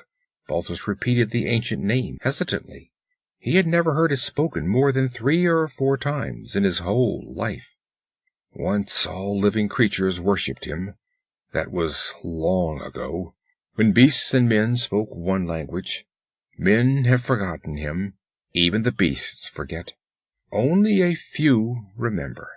The men who remember Jabal Sag and the beasts who remember are brothers and speak the same tongue. Balthus did not reply. He had strained at a Pictish stake and seen the nighted jungle give up its fanged horrors at a shaman's call. "Civilized men laugh," said Conan, "but not one can tell me how Zogar Sag can call pythons and tigers and leopards out of the wilderness and make them do his bidding. They would say it is a lie if they dared. That's the way with civilized men. When they can't explain something by their half-baked science, they refuse to believe it." The people on the Tauran were closer to the primitive than most Aquilonians. Superstitions persisted, whose sources were lost in antiquity, and Balthus had seen that which still prickled his flesh. He could not refute the monstrous thing which Conan's words implied. "I've heard that there's an ancient grove sacred to Jabal Sag somewhere in this forest," said Conan. "I don't know. I've never seen it. But more beasts remember in this country than any I've ever seen." "Then others will be on our trail." "They are now," was Conan's disquieting answer. "Zogar would never leave our tracking to one beast alone." "What are we to do then?" asked Balthus uneasily, grasping his axe as he stared at the gloomy arches above him. His flesh crawled with the momentary expectation of ripping talons and fangs leaping from the shadows. "Wait." Conan turned, squatted, and with his knife began scratching a curious symbol in the mold. Stooping to look at it over his shoulder, Balthus felt a crawling of flesh along his spine, he knew not why. He felt no wind against his face, but there was a rustling of leaves above them, and a weird moaning swept ghostily through the branches. Conan glanced up inscrutably, then rose and stood staring somberly down at the symbol he had drawn. "What is it?" whispered Balthus. It looked archaic and meaningless to him. He supposed that it was his ignorance of artistry which prevented his identifying it as one of the conventional designs of some prevailing culture, but had he been the most erudite artist in the world, he would have been no nearer the solution. "I saw it carved in the rock of a cave no human had visited for 1,000,000 years," muttered Conan, "in the uninhabited mountains beyond the Sea of Vilayet, half a world away from this spot. Later I saw a black witch-finder of Kush scratch it in the sand of a nameless river. He told me part of its meaning. It's sacred to Jabal Sag and the creatures which worship him. Watch." They drew back among the dense foliage some yards away and waited in tense silence. To the east, drums muttered, and somewhere to north and west other drums answered. Balthus shivered, though he knew long miles of black forest separated him from the grim beaters of those drums, whose dull pulsing was a sinister overture that set the dark stage for bloody drama. Balthus found himself holding his breath. Then, with a slight shaking of the leaves, the bushes parted, and a magnificent panther came into view. The moonlight, dappling through the leaves, shone on its glossy coat, rippling with the play of the great muscles beneath it. With its head held low, it glided toward them. It was smelling out their trail. Then it halted, as if frozen, its muzzle almost touching the symbol cut in the mold. For a long space it crouched, motionless. It flattened its long body and laid its head on the ground before the mark. And Balthus felt the short hair stir on his scalp, for the attitude of the great carnivore was one of awe and adoration. Then the panther rose and backed away carefully, belly almost to the ground. With his hind quarters among the bushes, he wheeled as if in sudden panic, and was gone like a flash of dappled light. Balthus mopped his brow with a trembling hand and glanced at Conan. The barbarian's eyes were smoldering with fires that never lit the eyes of men bred to the ideas of civilization. In that instant he was all wild and had forgotten the man at his side. In his burning gaze, Balthus glimpsed and vaguely recognized pristine images and half-embodied memories, shadows from life's dawn, forgotten and repudiated by sophisticated races, ancient primeval phantasms, unnamed and nameless.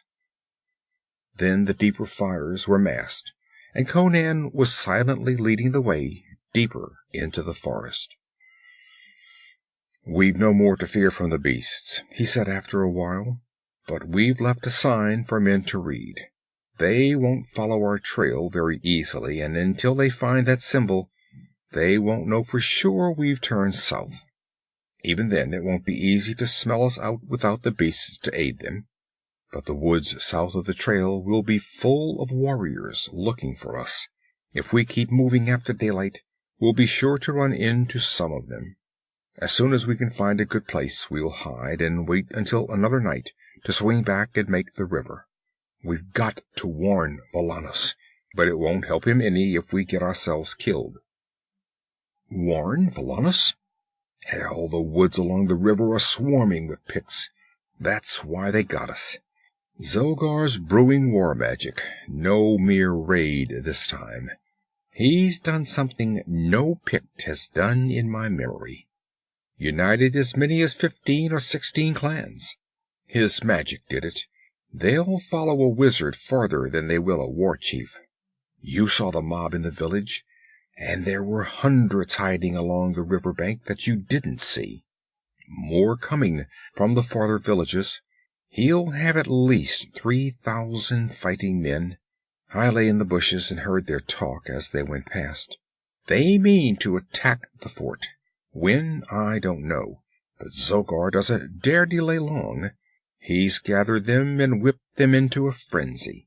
If he doesn't lead them into battle quickly, they'll fall to quarreling with one another.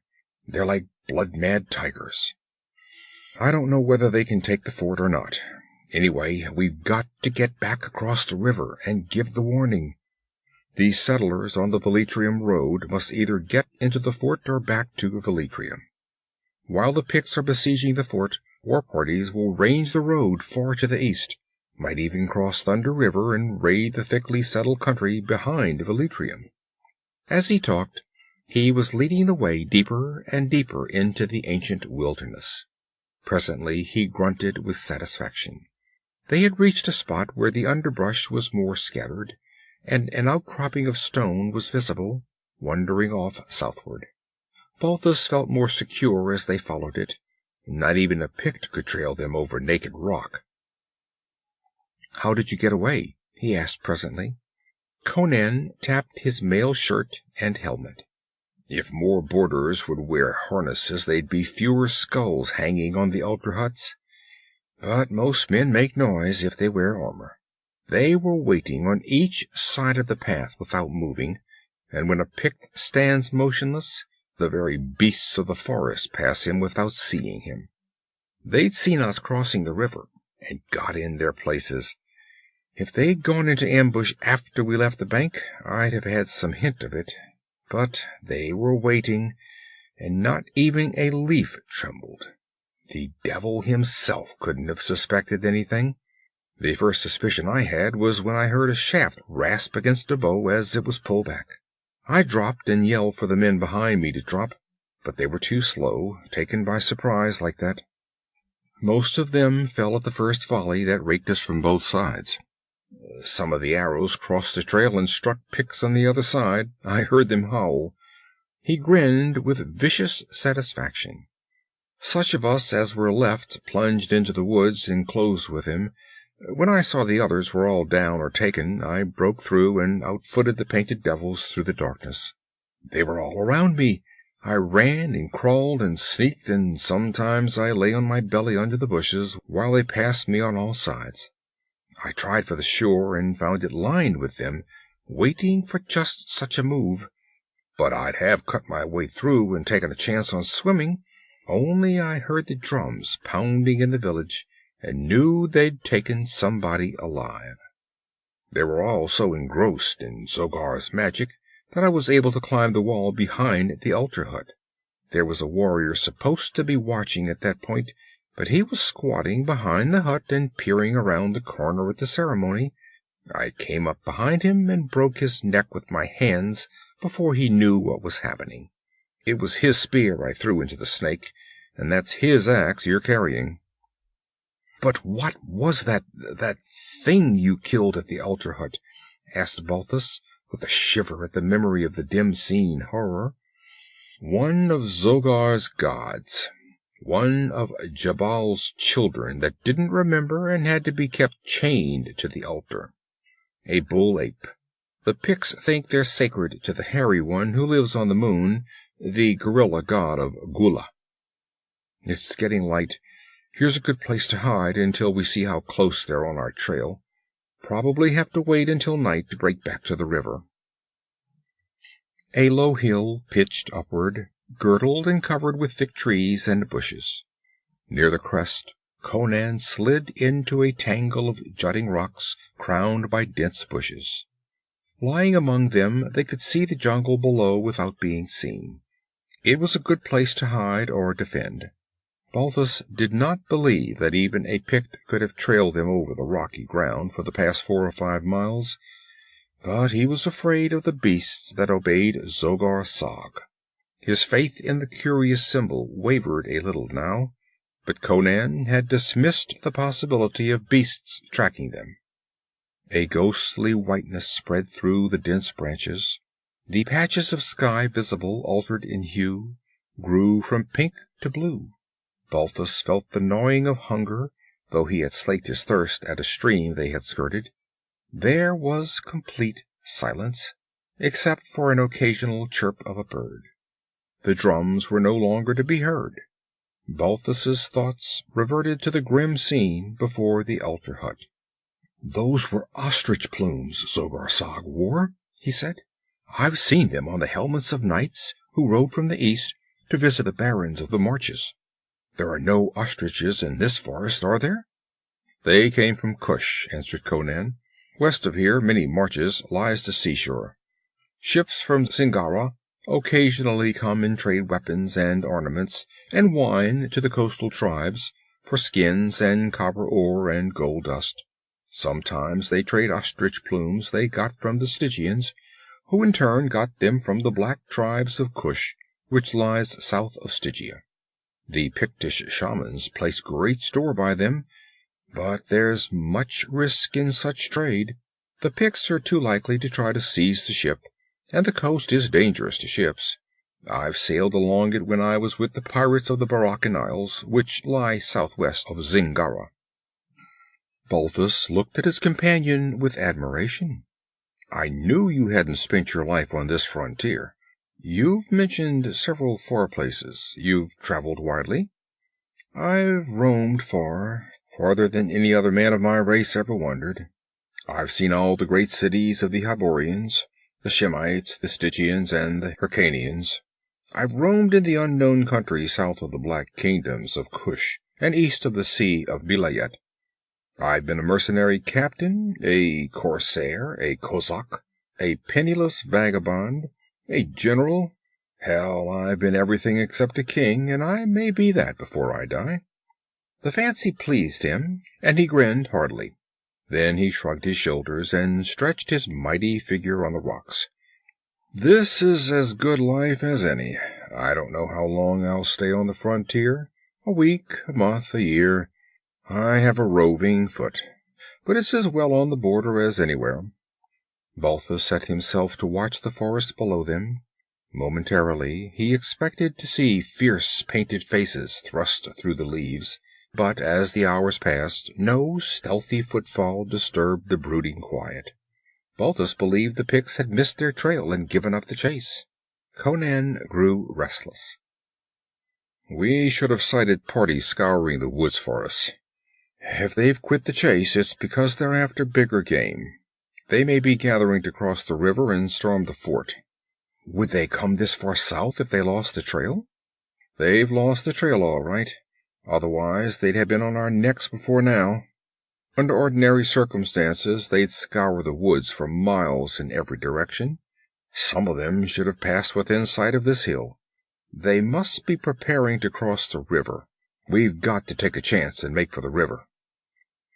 Creeping down the rocks, Balthus felt his flesh crawl between his shoulders as he momentarily expected a withering blast of arrows from the green masses about them.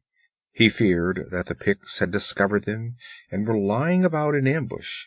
But Conan was convinced no enemies were near, and the Cimmerian was right. "We're miles to the south of the village," grunted Conan. "We'll hit straight through for the river. I don't know how far down the river they've spread. We'll hope to hit it below them." With haste that seemed reckless to Balthus, they hurried eastward. The woods seemed empty of life. Conan believed that all the Picts were gathered in the vicinity of Gwawela, if indeed they had not already crossed the river. He did not believe they would cross in the daytime, however. Some woodsman would be sure to see them and give the alarm. They'll cross above and below the fort, out of sight of the sentries. Then others will get in canoes and make straight across for the river wall. As soon as they attack, those hidden in the woods on the east shore will assail the fort from the other sides. They've tried that before, and got the guts shot and hacked out of them. But this time they've got enough men to make a real onslaught of it. They pushed on without pausing, though Balthus gazed longingly at the squirrels flitting among the branches, which he would have brought down with a cast of his axe. With a sigh he drew up his broad belt. The everlasting silence and gloom of the primitive forest was beginning to depress him. He found himself thinking of the open groves and sun-dappled meadows of the Turan, of the bluff cheer of his father's steep-thatched, diamond-paned house, of the fat cows browsing through the deep, lush grass, and the hearty fellowship of the brawny, bare-armed plowmen and herdsmen. He felt lonely in spite of his companion. Conan was as much a part of this wilderness as Balthus was alien to it. The Cimmerian might have spent years among the great cities of the world. He might have walked with the rulers of civilization.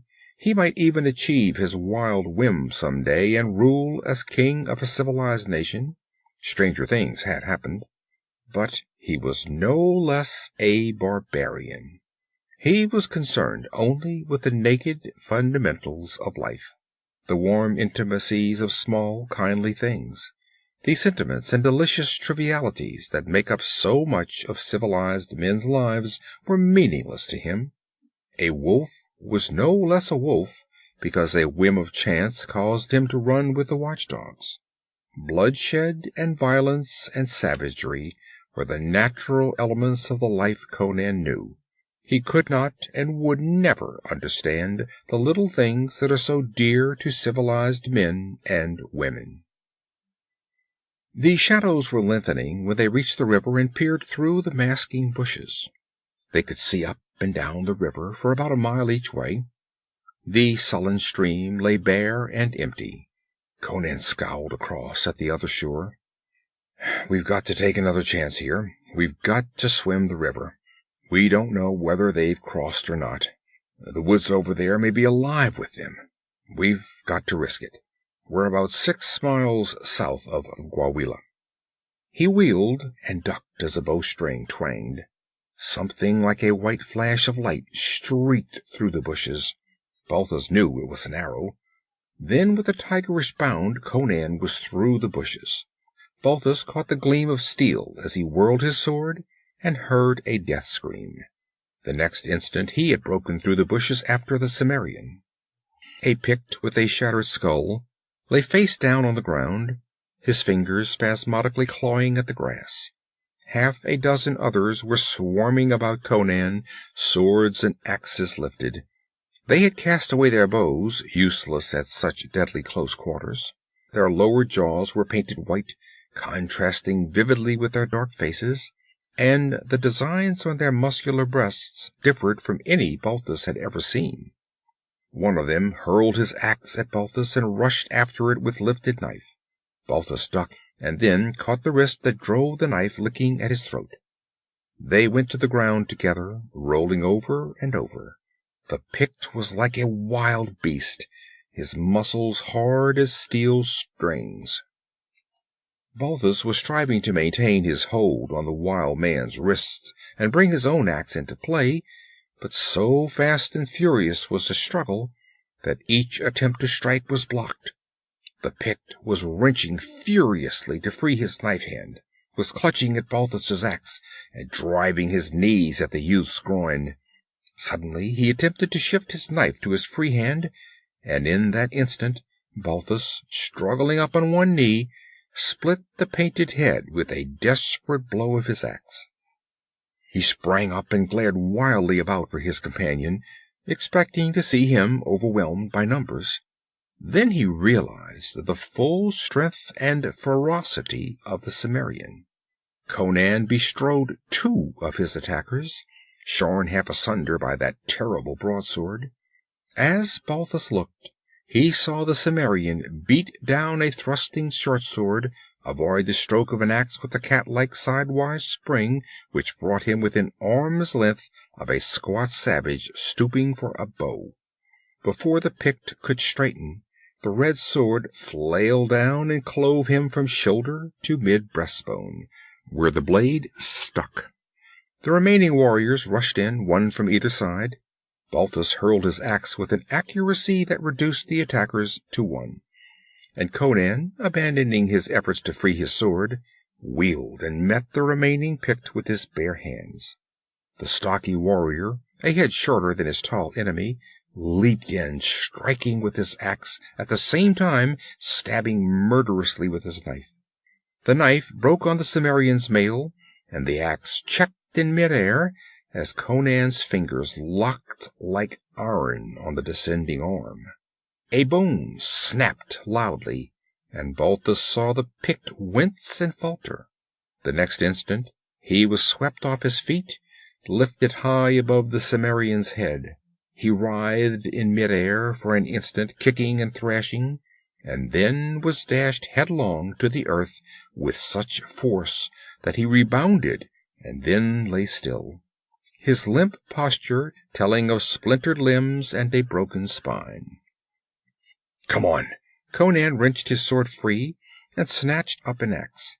"Grab a bow and a handful of arrows, and hurry. We've got to trust to our heels again." That yell was heard. "They'll be here in no time. If we tried to swim now, they'd feather us with arrows before we reached midstream."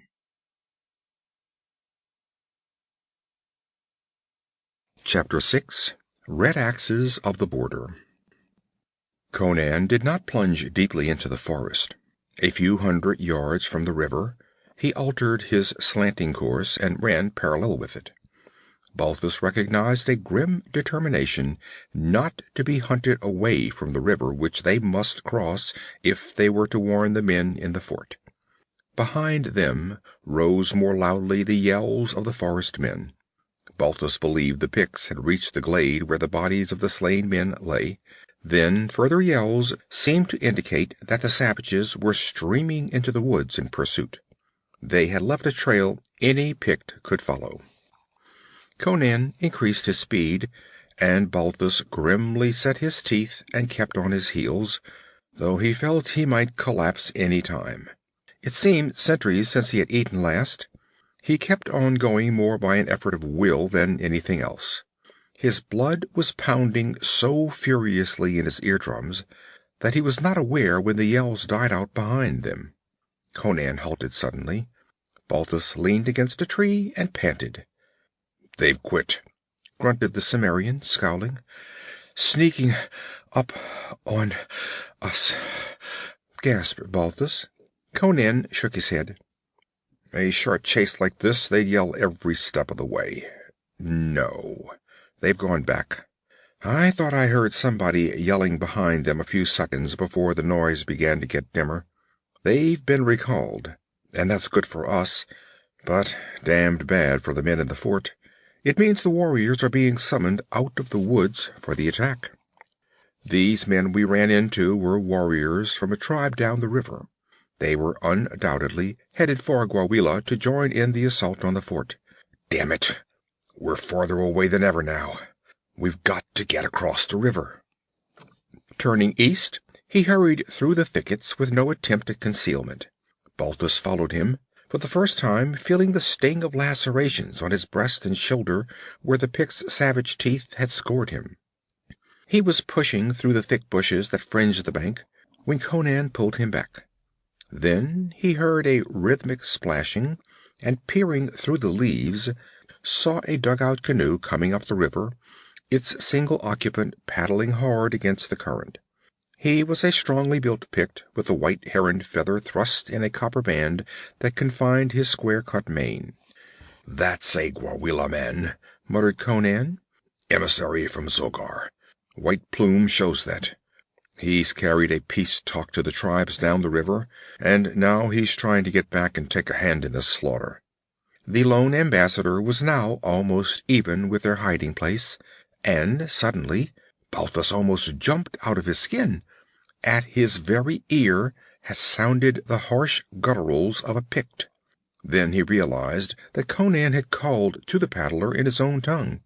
The man started, scanned the bushes and called back something, then cast a startled glance across the river, bent low, and sent the canoe scooting in toward the western bank. Not understanding, Balthus saw Conan take from his hand the bow he had picked up in the glade, and notch an arrow. The Pict had run his canoe in close to the shore, and staring up into the bushes, called out something. His answer came in the twang of the bowstring, the streaking flight of the arrow that sank to the feathers in his broad breast. With a choking gasp, he slumped sidewise and rolled into the shallow water. In an instant Conan was down the bank and wading into the water to grasp the drifting canoe. Balthus stumbled after him, and somewhat dazedly crawled into the canoe. Conan scrambled in, seized the paddle, and sent the craft shooting toward the eastern shore. Balthus noted with envious admiration the play of the great muscles beneath the sunburnt skin. The Cimmerian seemed an iron man who never knew fatigue. "What did you say to the Pict?" asked Balthus. "Told him to pull into shore. Said there was a white forest runner on the bank who was trying to get a shot at him." "That doesn't seem fair," Balthus objected. "He thought a friend was speaking to him. You mimicked a Pict perfectly." "We needed his boat," grunted Conan, not pausing in his exertions. "Only way to lure him to the bank. Which is worse, to betray a Pict who'd enjoy skinning us both alive, or betray the men across the river whose lives depend on our getting over?" Balthus mulled over this delicate ethical question for a moment, then shrugged his shoulder and asked, "How far are we from the fort?" Conan pointed to a creek which flowed into Black River from the east, a few hundred yards below them. "That's South Creek. It's 10 miles from its mouth to the fort. It's the southern boundary of Conan. Marshes miles wide south of it. No danger of a raid from across them. 9 miles above the fort, North Creek forms the other boundary. Marshes beyond that, too. That's why an attack must come from the west, across Black River.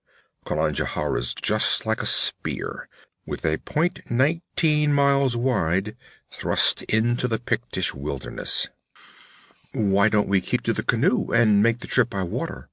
"Because, considering the current we've got to brace, and the bends in the river, we can go faster afoot. Besides, remember, Gwawela is south of the fort. If the Picts are crossing the river, we'd run right into them." Dusk was gathering as they stepped upon the eastern bank. Without pause, Conan pushed on northward, at a pace that made Balthus's sturdy legs ache. "Valannus wanted a fort built at the mouths of North and South Creeks," grunted the Cimmerian. "Then the river could be patrolled constantly, but the government wouldn't do it.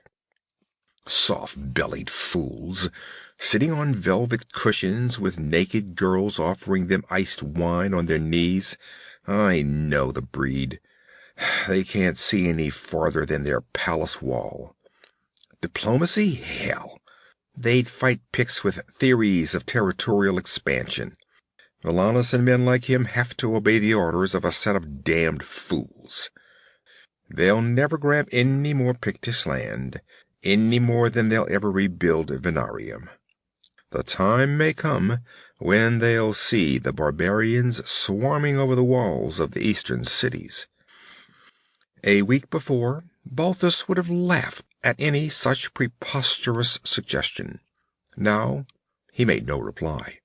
He had seen the unconquerable ferocity of the men who dwelt beyond the frontiers. He shivered, casting glances at the sullen river, just visible through the bushes, at the arches of the trees which crowded close to its banks. He kept remembering that the Picts might have crossed the river and be lying in ambush between them and the fort. It was fast growing dark. A slight sound ahead of them jumped his heart into his throat, and Conan's sword gleamed in the air. He lowered it when a dog, a great, gaunt, scarred beast, slunk out of the bushes and stood staring at them. "That dog belonged to a settler who tried to build his cabin on the bank of the river a few miles south of the fort," grunted Conan. "The Picts slipped over and killed him, of course, and burned his cabin. We found him dead among the embers, and the dog lying senseless among 3 Picts he'd killed. He was almost cut to pieces. We took him to the fort and dressed his wounds, but after he recovered he took to the woods and turned wild. What now, Slasher? Are you hunting the men who killed your master?" The massive head swung from side to side, and the eyes glowed greenly. He did not growl or bark. Silently as a phantom, he slid in between them. "Let him come," muttered Conan. "He can smell the devils before we can see them." Balthus smiled and laid his hand caressingly on the dog's head. The lips involuntarily writhed back to display the gleaming fangs. Then the great beast bent his head sheepishly, and his tail moved with jerky uncertainty, as if the owner had almost forgotten the emotions of friendliness. Balthus mentally compared the great, gaunt, hard body with the fat, sleek hounds tumbling vociferously over one another in his father's kennel yard. He sighed. The frontier was no less hard for beasts than for men.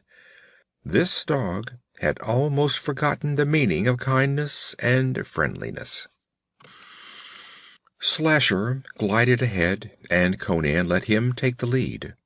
The last tinge of dusk faded into stark darkness.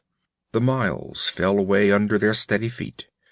Slasher seemed voiceless. Suddenly he halted, tense, ears lifted. An instant later the men heard it. A demoniac yelling up the river ahead of them, faint as a whisper. Conan swore like a madman. "They've attacked the fort. We're too late. Come on." He increased his pace, trusting to the dog to smell out ambushes ahead. In a flood of tense excitement, Balthus forgot his hunger and weariness. The yells grew louder as they advanced, and above the devilish screaming they could hear the deep shouts of the soldiers. Just as Balthus began to fear they would run into the savages who seemed to be howling just ahead of them, Conan swung away from the river in a wide semicircle that carried them to a low rise from which they could look over the forest. They saw the fort, lighted with torches thrust over the parapet on long poles. These cast a flickering, uncertain light over the clearing, and in that light they saw throngs of naked, painted figures along the fringe of the clearing. The river swarmed with canoes. The Picts had the fort completely surrounded. An incessant hail of arrows rained against the stockade from the woods and the river. The deep twanging of the bowstrings rose above the howling. Yelling like wolves, several hundred naked warriors with axes in their hands ran from under the trees and raced toward the eastern gate. They were within 150 yards of their objective when a withering blast of arrows from the wall littered the ground with corpses and sent the survivors fleeing back to the trees. The men in the canoes rushed their boats toward the river wall and were met by another shower of cloth-yard shafts and a volley from the small ballistas mounted on towers on that side of the stockade. Stones and logs whirled through the air and splintered and sank half a dozen canoes, killing their occupants, and the other boats drew back out of range. A deep roar of triumph rose from the walls of the fort, answered by bestial howling from all quarters. "Shall we try to break through?" asked Balthus, trembling with eagerness. Conan shook his head. He stood with his arms folded, his head slightly bent, a somber and brooding figure. "The fort's doomed. The Picts are blood mad and won't stop until they're all killed, and there are too many of them for the men in the fort to kill. We couldn't break through, and if we did, we could do nothing but die with Avalanis." "There's nothing we can do but save our own hides, then?" "Yes, we've got to warn the settlers. Do you know why the Picts are not trying to burn the fort with fire arrows? Because they don't want a flame that might warn the people to the east. They plan to stamp out the fort, and then sweep east before anyone knows of its fall. They may cross Thunder River and take Velitrium before the people know what's happening. At least they'll destroy every living thing between the fort and Thunder River." "We've failed to warn the fort, and I see now it would have done no good if we had succeeded. The fort's too poorly manned. A few more charges and the Picts will be over the walls and breaking down the gates. But we can start the settlers toward Velitrium. Come on. We're outside the circle the Picts have thrown around the fort. We'll keep clear of it." They swung out in a wide arc, hearing the rising and falling of the volume of the yells, marking each charge and repulse. The men in the fort were holding their own, but the shrieks of the Picts did not diminish in savagery. They vibrated with a timbre that held assurance of ultimate victory. Before Balthus realized they were close to it, they broke into the road leading east. "Now run!" grunted Conan. Balthus set his teeth. It was 19 miles to Velitrium, a good 5 to Scalp Creek, beyond which began the settlements. It seemed to the Aquilonian that they had been fighting and running for centuries, but the nervous excitement that rioted through his blood stimulated him to Herculean efforts. Slasher ran ahead of them, his head to the ground, snarling low, the first sound they had heard from him. "Picts ahead of us," snarled Conan, dropping to one knee and scanning the ground in the starlight. He shook his head, baffled. "I can't tell how many. Probably only a small party, some that couldn't wait to take the fort. They've gone ahead to butcher the settlers in their beds. Come on." Ahead of them, presently, they saw a small blaze through the trees, and heard a wild and ferocious chanting. The trail bent there, and leaving it, they cut across the bend through the thickets. A few moments later, they were looking on a hideous sight. An ox wain stood in the road, piled with meager household furnishings. It was burning. The oxen lay near with their throats cut. A man and a woman lay in the road, stripped and mutilated. 5 Picts were dancing about them with fantastic leaps and bounds, waving bloody axes. One of them brandished the woman's red-smeared gown. At the sight, a red haze swam before Balthus. Lifting his bow, he lined the prancing figure black against the fire, and loosed. The slayer leaped convulsively and fell dead with the arrow through his heart. Then the 2 white men and the dog were upon the startled survivors. Conan was animated merely by his fighting spirit and an old racial hate, but Balthus was afire with wrath. He met the first Pict to oppose him with a ferocious swipe that split the painted skull, and sprang over his falling body to grapple with the others. But Conan had already killed one of the 2 he had chosen, and the leap of the Aquilonian was a second late. The warrior was down with the long sword through him, even as Balthus's axe was lifted. Turning toward the remaining Pict, Balthus saw Slasher rise from his victim, his great jaws dripping blood. Balthus said nothing as he looked down at the pitiful forms in the road beside the burning wain. Both were young, the woman little more than a girl. By some whim of chance, the Picts had left her face unmarred, and even in the agonies of an awful death it was beautiful. But her soft young body had been hideously slashed with many knives. A mist clouded Balthus's eyes, and he swallowed chokingly. The tragedy momentarily overcame him. He felt like falling upon the ground and weeping and biting the earth. "Some young couple just hitting out on their own," Conan was saying as he wiped his sword unemotionally. "On their way to the fort when the Picts met them. Maybe the boy was going to enter the service, maybe take up land on the river. Well, that's what will happen to every man, woman, and child this side of Thunder River if we don't get them into Velitrium in a hurry." Balthus's knees trembled as he followed Conan. But there was no hint of weakness in the long, easy stride of the Cimmerian. There was a kinship between him and the great gaunt brute that glided beside him. Slasher no longer growled with his head to the trail. The way was clear before them. The yelling on the river came faintly to them, but Balthus believed the fort was still holding. Conan halted suddenly with an oath. He showed Balthus a trail that led north from the road. It was an old trail, partly grown with new young growth, and this growth had recently been broken down. Balthus realized this fact more by feel than sight, though Conan seemed to see like a cat in the dark. The Cimmerian showed him where broad wagon tracks turned off the main trail, deeply indented in the forest mold. "Settlers going to the licks after salt," he grunted. "They're at the edges of the marsh, about 9 miles from here. Blast it! They'll be cut off and butchered to a man. Listen, one man can warn the people on the road. Go ahead and wake them up and herd them into Belitrium. I'll go and get the men gathering the salt. They'll be camped by the licks. We won't come back to the road. We'll head straight through the woods." With no further comment, Conan turned off the trail and hurried down the dim path, and Balthus, after staring after him for a few moments, set out along the road. The dog had remained with him and glided softly at his heels. When Balthus had gone a few rods, he heard the animal growl. Whirling, he glared back the way he had come, and was startled to see a vague, ghostly glow vanishing into the forest in the direction Conan had taken. Slasher rumbled deep in his throat, his hackles stiff and his eyes balls of green fire.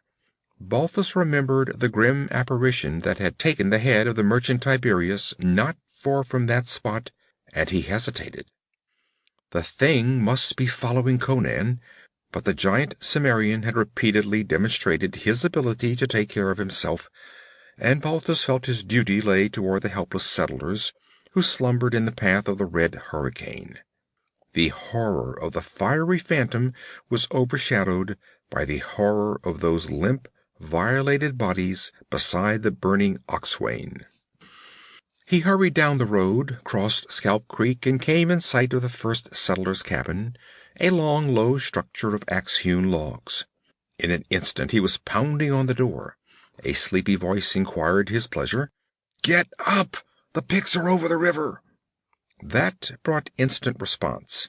A low cry echoed his words, and then the door was thrown open by a woman in a scanty shift. Her hair hung over her bare shoulders in disorder. She held a candle in one hand and an axe in the other. Her face was colorless, her eyes wide with terror. "Come in," she begged. "We'll hold the cabin." "No, we must make for Velitrium. The fort can't hold them back. It may have fallen already. Don't stop to dress. Get your children and come on."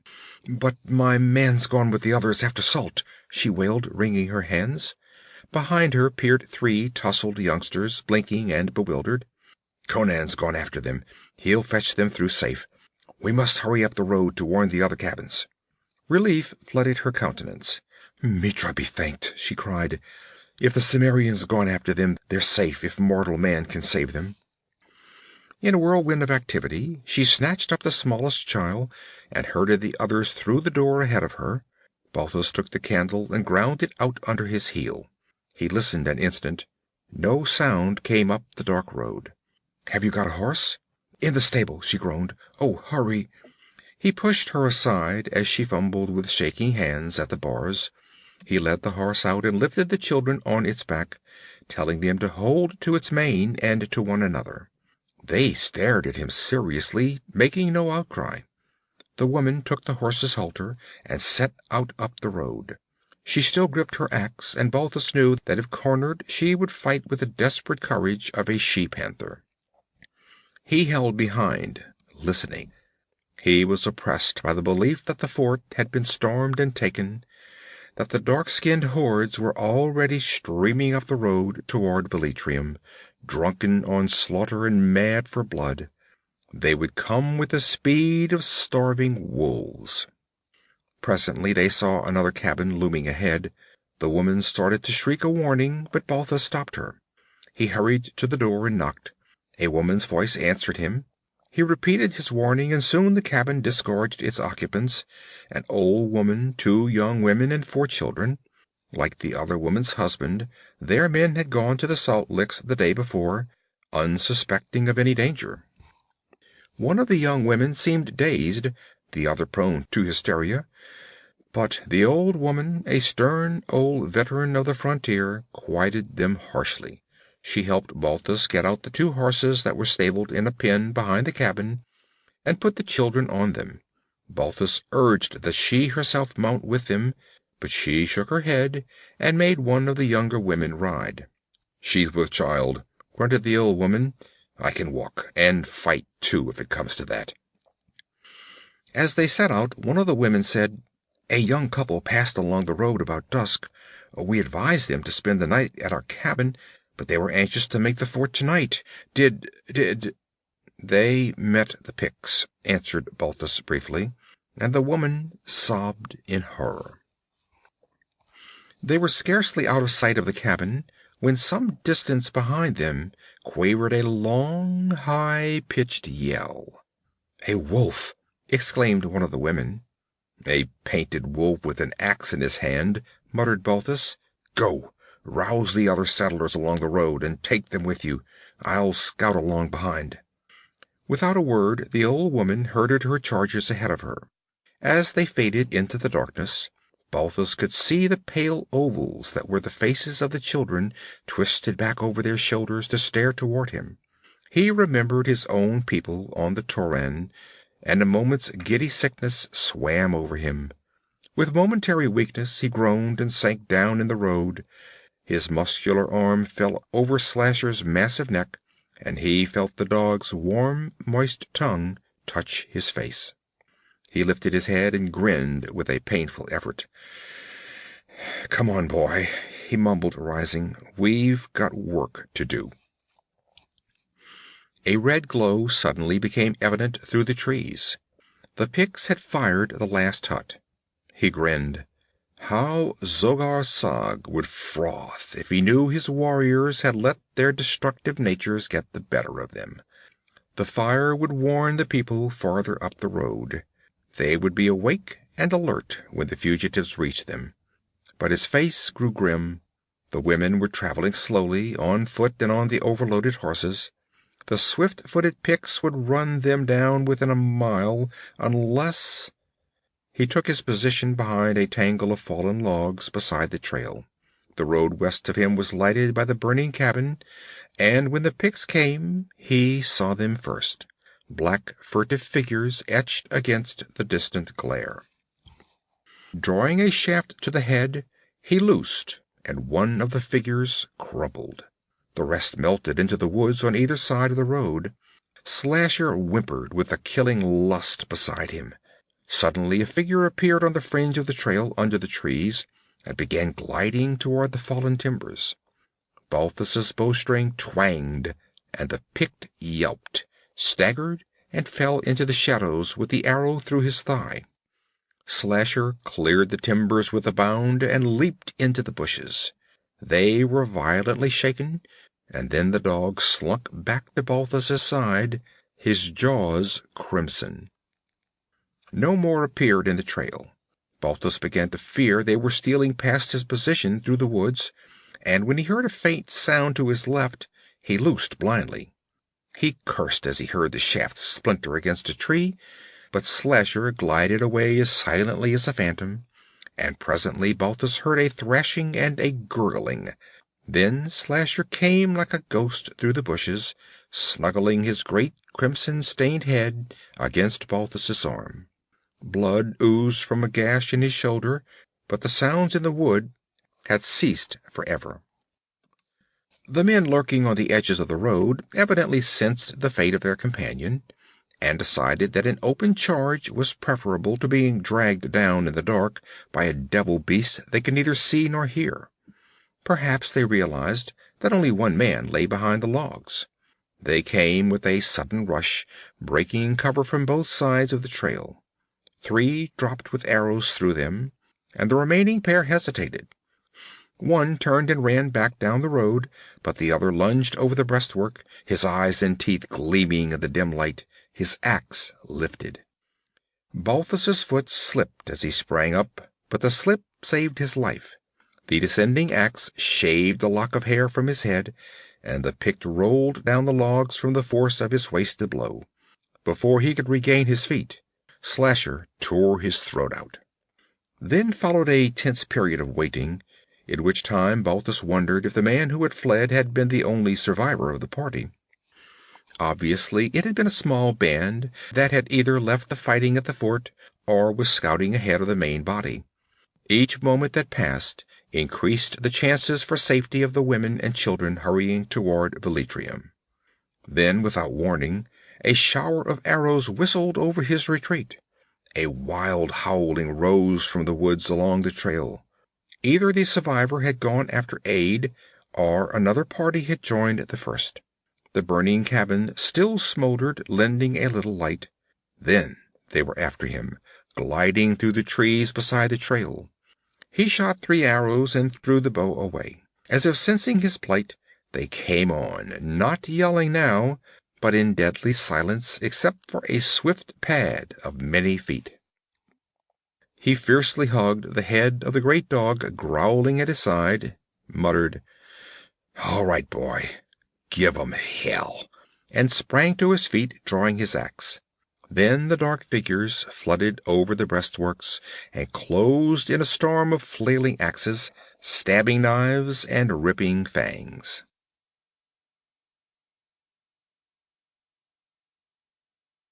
Chapter 7. The Devil in the Fire.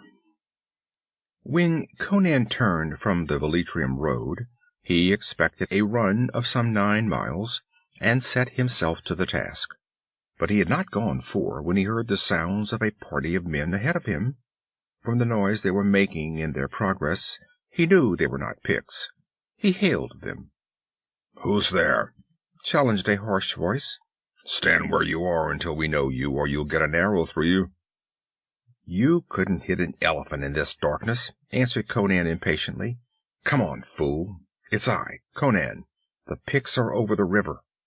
"We suspected as much," answered the leader of the men, as they strode forward, tall, rangy men, stern-faced, with bows in their hands.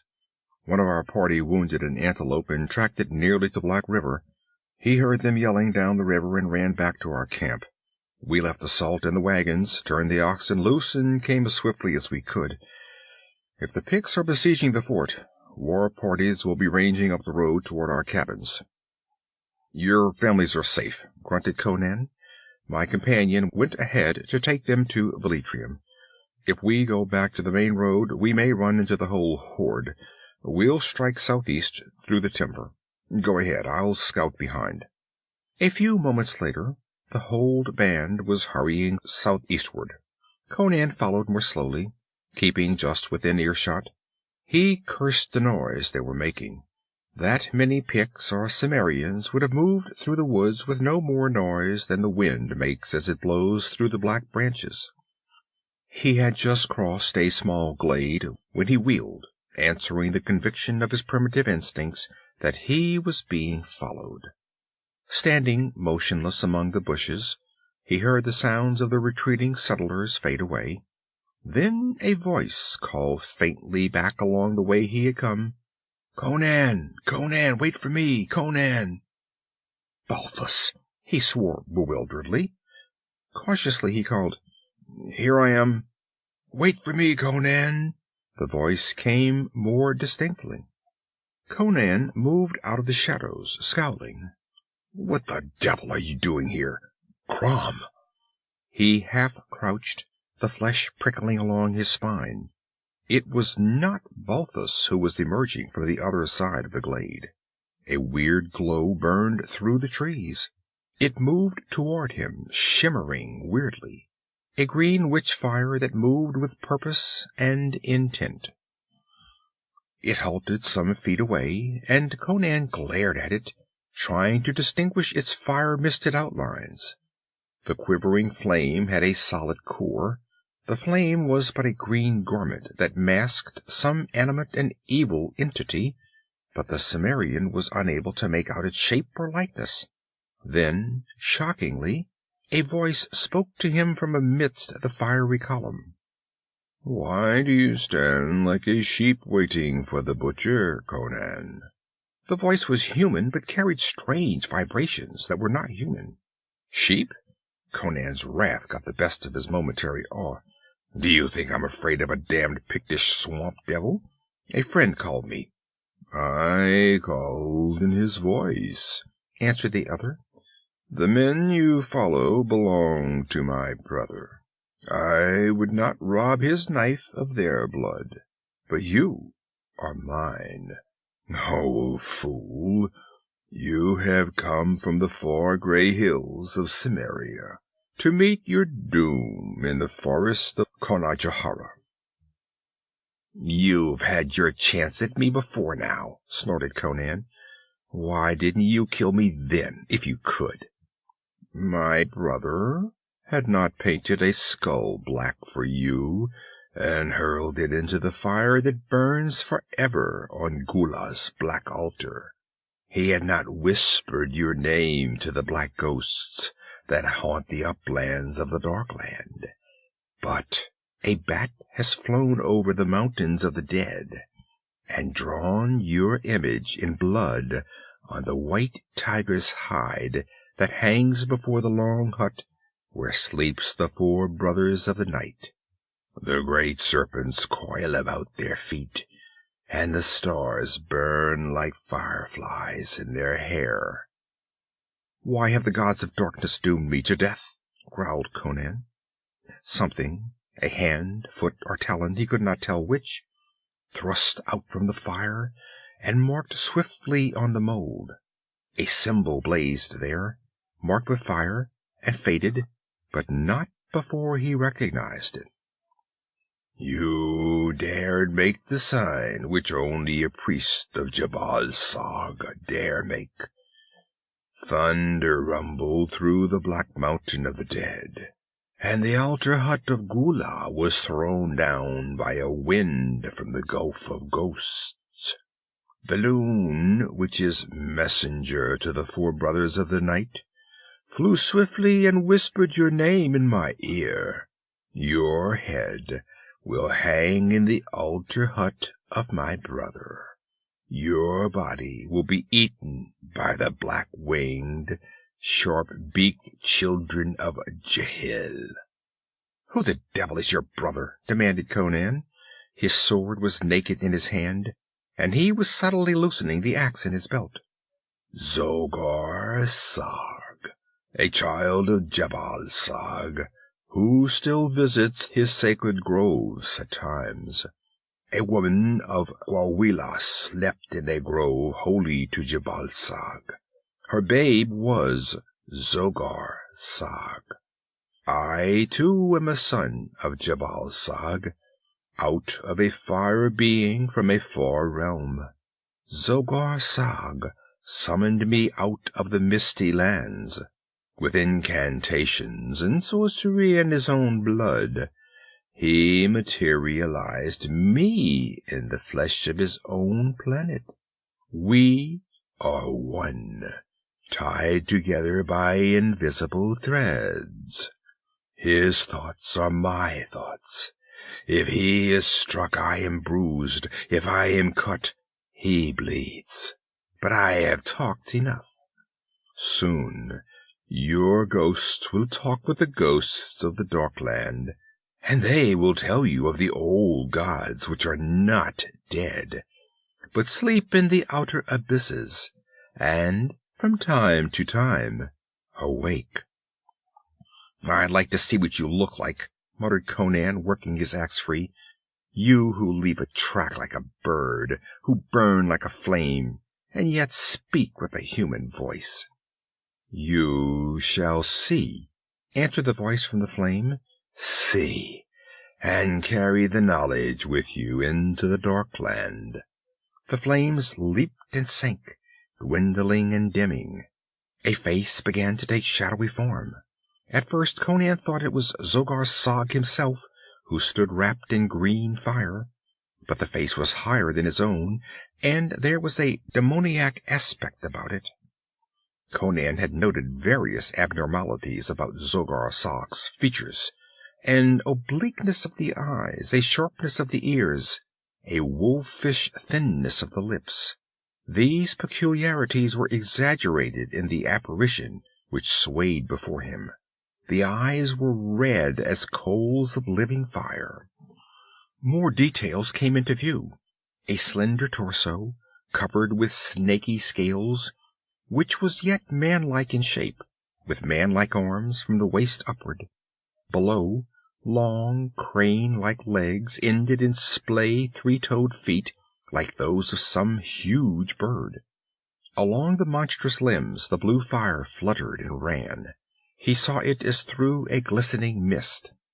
Then suddenly it was towering over him, though he had not seen it move toward him. A long arm, which for the first time he noticed was armed with curving sickle-like talons, swung high and swept down at his neck. With a fierce cry he broke the spell and bounded aside, hurling his axe. The demon avoided the cast with an unbelievably quick movement of its narrow head, and was on him again with a hissing rush of leaping flames. But fear had fought for it when it slew his other victims, and Conan was not afraid. He knew that any being clothed in material flesh can be slain by material weapons, however grisly its form may be. One flailing talon-armed limb knocked his helmet from his head. A little lower and it would have decapitated him. But fierce joy surged through him as his savagely driven sword sank deep in the monster's groin. He bounded backward from a flailing stroke, tearing his sword free as he leaped. The talons raked his breast, ripping through mail links as if they had been cloth. But his return spring was like that of a starving wolf. He was inside the lashing arms, and driving his sword deep in the monster's belly, felt the arms lock about him, and the talons ripping the mail from his back as they sought his vitals. He was lapped and dazzled by the blue flame that was chill as ice. Then he had torn fiercely away from the weakening arms, and his sword cut the air in a tremendous swipe. The demon staggered and fell sprawling sidewise, its head hanging only by a shred of flesh.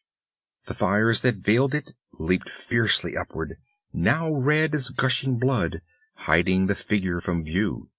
A scent of burning flesh filled Conan's nostrils. Shaking the blood and sweat from his eyes, he wheeled and ran, staggering through the woods. Blood trickled from his limbs. Somewhere, miles to the south, he saw the faint glow of flames that might mark a burning cabin. Behind him, toward the road, rose a distant howling that spurred him to greater efforts. Chapter 8. Conajohara no more. There had been fighting on Thunder River, fierce fighting before the walls of Velitrium. Axe and torch had been piled up and down the bank, and many a settler's cabin lay in ashes before the painted horde was rolled back. A strange quiet followed the storm, in which people gathered and talked in hushed voices, and men with red-stained bandages drank their ale silently in the taverns along the river bank. There, to Conan the Cimmerian, moodily quaffing from a great wine-glass, came a gaunt forester, with a bandage about his head and his arm in a sling. He was the one survivor of Fort Tuscalan. "You went with the soldiers to the ruins of the fort?" Conan nodded. "I wasn't able," murmured the other. "There was no fighting?" "The Picts had fallen back across the Black River. Something must have broken their nerve, though only the devil who made them knows what." The woodsman glanced at his bandaged arm and sighed. "They say there were no bodies worth disposing of." Conan shook his head. "Ashes. The Picts had piled them in the fort and set fire to the fort before they crossed the river. Their own dead and the men of Valanis." "Valanis was killed among the last, in the hand-to-hand fighting when they broke the barriers. They tried to take him alive, but he made them kill him. They took 10 of the rest of us prisoners when we were so weak from fighting we could fight no more. They butchered 9 of us then and there. It was when Zogar Sag died that I got my chance to break free and run for it." "Zogar Sag's dead?" ejaculated Conan. I saw him die. That's why the Picts didn't press the fight against Velitrium as fiercely as they did against the fort. It was strange. He took no wounds in battle. He was dancing among the slain, waving an axe from which he'd just brained the last of my comrades. He came at me, howling like a wolf, and then he staggered and dropped the axe, and began to reel in a circle, screaming as I never heard a man or beast scream before. He fell between me and the fire they'd built to roast me, gagging and frothing at the mouth. and all at once he went rigid, and the Picts shouted that he was dead. It was during the confusion that I slipped my cords and ran for the woods. I saw him lying in the firelight. No weapon had touched him, yet there were red marks like the wounds of a sword in the groin, belly, and neck, the last as if his head had been almost severed from his body. What do you make of that?" Conan made no reply, and the forester, aware of the reticence of barbarians on certain matters, continued. "He lived by magic, and somehow he died by magic. It was the mystery of his death that took the heart out of the Picts. Not a man who saw it was in the fighting before Velitrium. They hurried back across Black River. Those that struck Thunder River were warriors who had come on before Zogar Sag died. They were not enough to take the city by themselves. I came along the road, behind their main force, and I know none followed me from the fort. I sneaked through their lines and got into the town. You brought the settlers through all right, but their women and children got into Velitrium just ahead of those painted devils. If the youth Balthus and old Slasher hadn't held them up a while, they'd have butchered every woman and child in Conan. I passed the place where Balthus and the dog made their last stand. They were lying amid a heap of dead Picts. I counted 7, brained by his axe or disemboweled by the dog's fangs. And there were others in the road with arrows sticking in them. Gods, what a fight that must have been!" "He was a man," said Conan. "I drink to his shade, and to the shade of the dog, who knew no fear."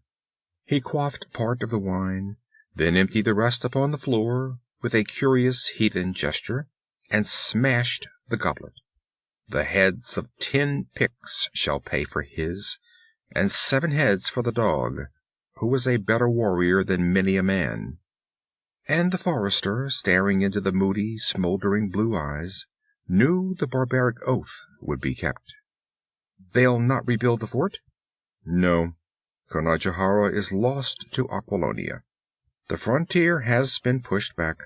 Thunder River will be the new border." The woodsman sighed and stared at his calloused hand, worn from contact with axe haft and sword hilt. Conan reached his long arm for the wine jug. The forester stared at him, comparing him with the men about them, the men who had died along the lost river, comparing him with those other wild men over that river.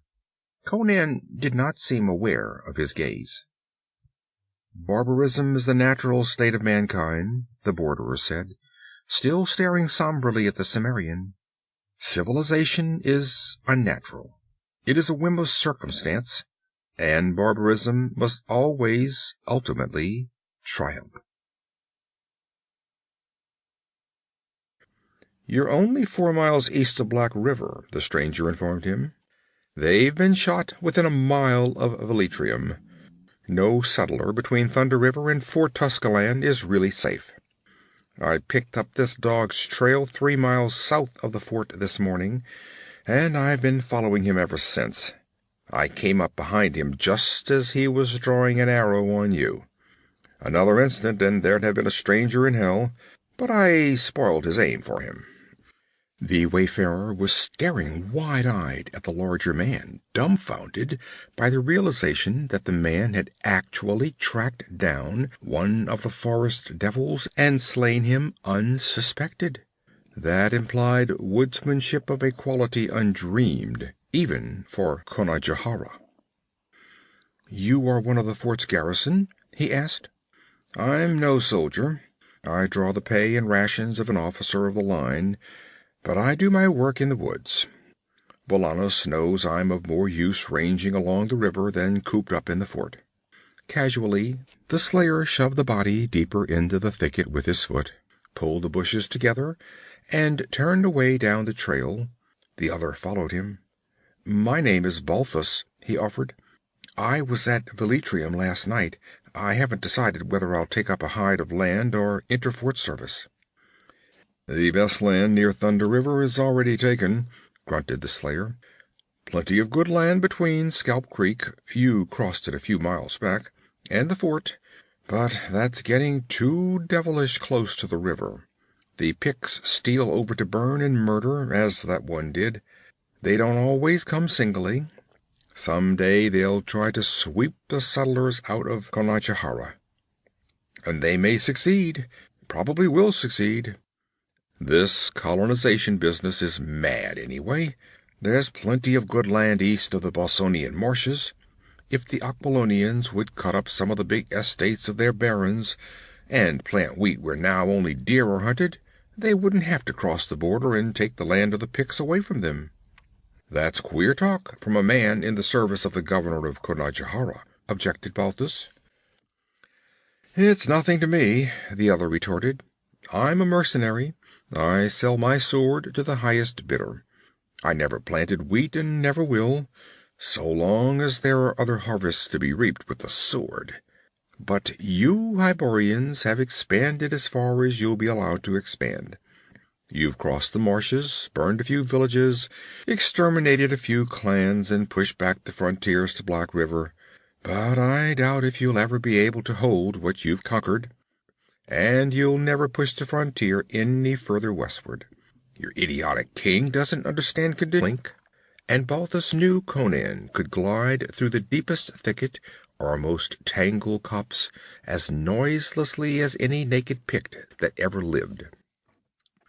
You're not a Gunderman? It was more assertion than question. Balthus shook his head.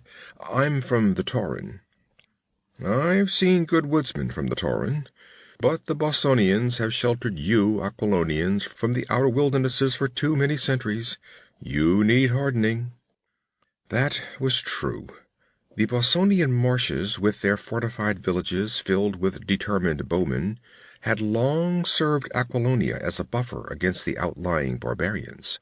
Now, among the settlers beyond Thunder River, there was growing up a breed of forest men capable of meeting the barbarians at their own game, but their numbers were still scanty.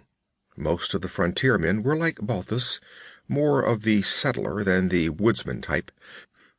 The sun had not set, but it was no longer in sight, hidden as it was behind the dense forest wall.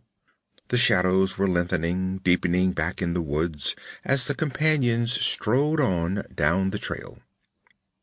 It will be dark before we reach the fort, commented Conan casually. Then, listen. He stopped short, half crouching, sword ready, transformed into a savage figure of suspicion and menace, poised to spring and rend. Balthus had heard it too, a wild scream that broke at its highest note. It was the cry of a man in dire fear or agony. Conan was off in an instant, racing down the trail, each stride widening the distance between him and his straining companion. Balthus puffed a curse. Among the settlements of the Tauren he was accounted a good runner, but Conan was leaving him behind with maddening ease. Then Balthus forgot his exasperation as his ears were outraged by the most frightful cry he had ever heard. It was not human, this one. It was a demoniacal caterwauling of hideous triumph that seemed to exult over fallen humanity and find echo in black gulfs beyond human ken. Balthus faltered in his stride, and clammy sweat beaded his flesh. But Conan did not hesitate. He darted around a bend in the trail and disappeared, and Balthus, panicky at finding himself alone with that awful scream still shuddering through the forest in grisly echoes, put on an extra burst of speed and plunged after him. The Aquilonian slid to a stumbling halt, almost colliding with the Cimmerian, who stood in the trail over a crumpled. Conan, Beyond the Black River, by Robert E. Howard. Chapter 1. Conan Looses His Axe. The stillness of the forest trail was so primeval that the tread of a soft-booted foot was a startling disturbance. At least it seemed so to the ears of the wayfarer, though he was moving along the path with the caution that must be practiced by any man who ventures beyond Thunder River. He was a young man of medium height, with an open countenance and a mop of tousled tawny hair, unconfined by cap or helmet. His garb was common enough for that country: a coarse tunic, belted at the waist, short leather breeches beneath, and soft buckskin boots that came short of the knee. A knife hilt jutted from one boot top. The broad leather belt supported a short heavy sword and a buckskin pouch. There was no perturbation in the wide eyes that scanned the green walls which fringed the trail. Though not tall, he was well built, and the arms that the short wide sleeves of the tunic left bare were thick with corded muscle. He tramped imperturbably along, although the last settler's cabin lay miles behind him, and each step was carrying him nearer the grim peril that hung like a brooding shadow over the ancient forest. He was not making as much noise as it seemed to him, though he well knew that the faint tread of his booted feet would be like a tocsin of alarm to the fierce ears that might be lurking in the treacherous green fastness. His careless attitude was not genuine. His eyes and ears were keenly alert, especially his ears, for no gaze could penetrate the leafy tangle for more than a few feet in either direction. But it was instinct more than any warning by the external senses which brought him up suddenly, his hand on his hilt. He stood stock still in the middle of the trail, unconsciously holding his breath, wondering what he had heard, and wondering if indeed he had heard anything. The silence seemed absolute. Not a squirrel chattered or bird chirped. Then his gaze fixed itself on a mass of bushes beside the trail a few yards ahead of him. There was no breeze, yet he had seen a branch quiver. The short hairs on his scalp prickled, and he stood for an instant undecided, certain that a move in either direction would bring death streaking at him from the bushes. A heavy, chopping crunch sounded behind the leaves. The bushes were shaken violently, and simultaneously with the sound, an arrow arched erratically from among them, and vanished among the trees along the trail. The wayfarer glimpsed its flight as he sprang frantically to cover. Crouching behind a thick stem, his sword quivering in his fingers, he saw the bushes part, and a tall figure stepped leisurely into the trail. The traveler stared in surprise. The stranger was clad like himself in regard to boots and breeks, though the latter were of silk instead of leather. But he wore a sleeveless hauberk of dark mesh mail in place of a tunic, and a helmet perched on his black mane. That helmet held the other's gaze, as it was without a crest, but adorned by short bull horns. No civilized hand ever forged that headpiece, nor was the face below it that of a civilized man. Dark, scarred, with smoldering blue eyes, it was a face untamed as the primordial forest which formed its background. The man held a broadsword in his right hand, and the edge was smeared with crimson. "Come on out," he called in an accent unfamiliar to the wayfarer. "All safe now. There was only one of the dogs. Come on out." The other emerged dubiously and stared at the stranger. He felt curiously helpless and futile as he gazed on the proportions of the forest man, the massive iron-clad breast, and the arm that bore the reddened sword, burned dark by the sun and ridged and corded with muscles. He moved with the dangerous ease of a panther. He was too fiercely supple to be a product of civilization, even of that fringe of civilization which composed the outer frontiers. Turning, he stepped back to the bushes and pulled them apart. Still not certain just what had happened, the wayfarer from the east advanced and stared down into the bushes.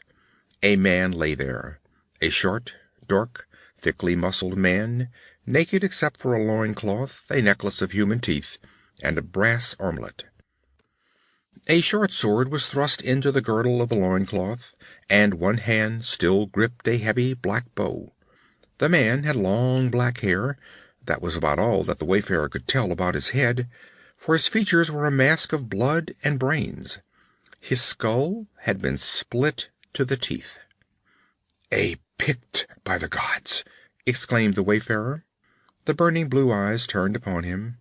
"Are you surprised?" "Why, they told me at Velitrium, and again at the settlers' cabins along the road, that these devils sometimes sneaked across the border, but I didn't expect to meet one this far in the interior. Here, he won't send you enough reinforcements, and there are not enough settlers to withstand the shock of a concerted attack from across the river." "But the Picts are divided into small clans," persisted Balthus. "They'll never unite. We can whip any single clan." "Or any 3 or 4 clans," admitted the slayer. "But some day a man will rise and unite 30 or 40 clans, just as was done among the Cimmerians, when the Gundermen tried to push the border northward years ago. They tried to colonize the southern marshes of Cimmeria, destroyed a few small clans, built a fort town. Venarium, you've heard the tale." "So I have indeed," replied Balthus, wincing. The memory of that red disaster was a black blot in the chronicles of a proud and warlike people. "My uncle was at Venarium when the Cimmerians swarmed over the walls. He was one of the few who escaped that slaughter. I've heard him tell the tale many a time. The barbarians swept out of the hills in a ravening horde, without warning, and stormed Venarium with such fury none could stand before them. Men, women, and children were butchered. Venarium was reduced to a mass of charred ruins, as it is to this day. The Aquilonians were driven back across the marshes, and have never since tried to colonize the Cimmerian country. But you speak of Venarium familiarly. Perhaps you were there?" "I was," grunted the other. "I was one of the horde that swarmed over the hills. I hadn't yet seen 15 snows, but already my name was repeated about the council fires." Balthus involuntarily recoiled, staring. It seemed incredible that the man walking tranquilly at his side should have been one of those screeching, blood-mad devils that had poured over the walls of Venarium on that long-gone day to make her streets run crimson. "Then you, too, are a barbarian!" he exclaimed involuntarily. The other nodded, without taking offense. "I am Conan, a Cimmerian." "I've heard of you." Fresh interest quickened Balthus's gaze. No wonder the Pict had fallen victim to his own sort of subtlety. The Cimmerians were barbarians as ferocious as the Picts, and much more intelligent. Evidently Conan had spent much time among civilized men, though that contact had obviously not softened him, nor weakened any of his primitive instincts. Balthus's apprehension turned to admiration as he marked the easy, cat-like stride, the effortless silence with which the Cimmerian moved along the trail. The oiled links of his armor did not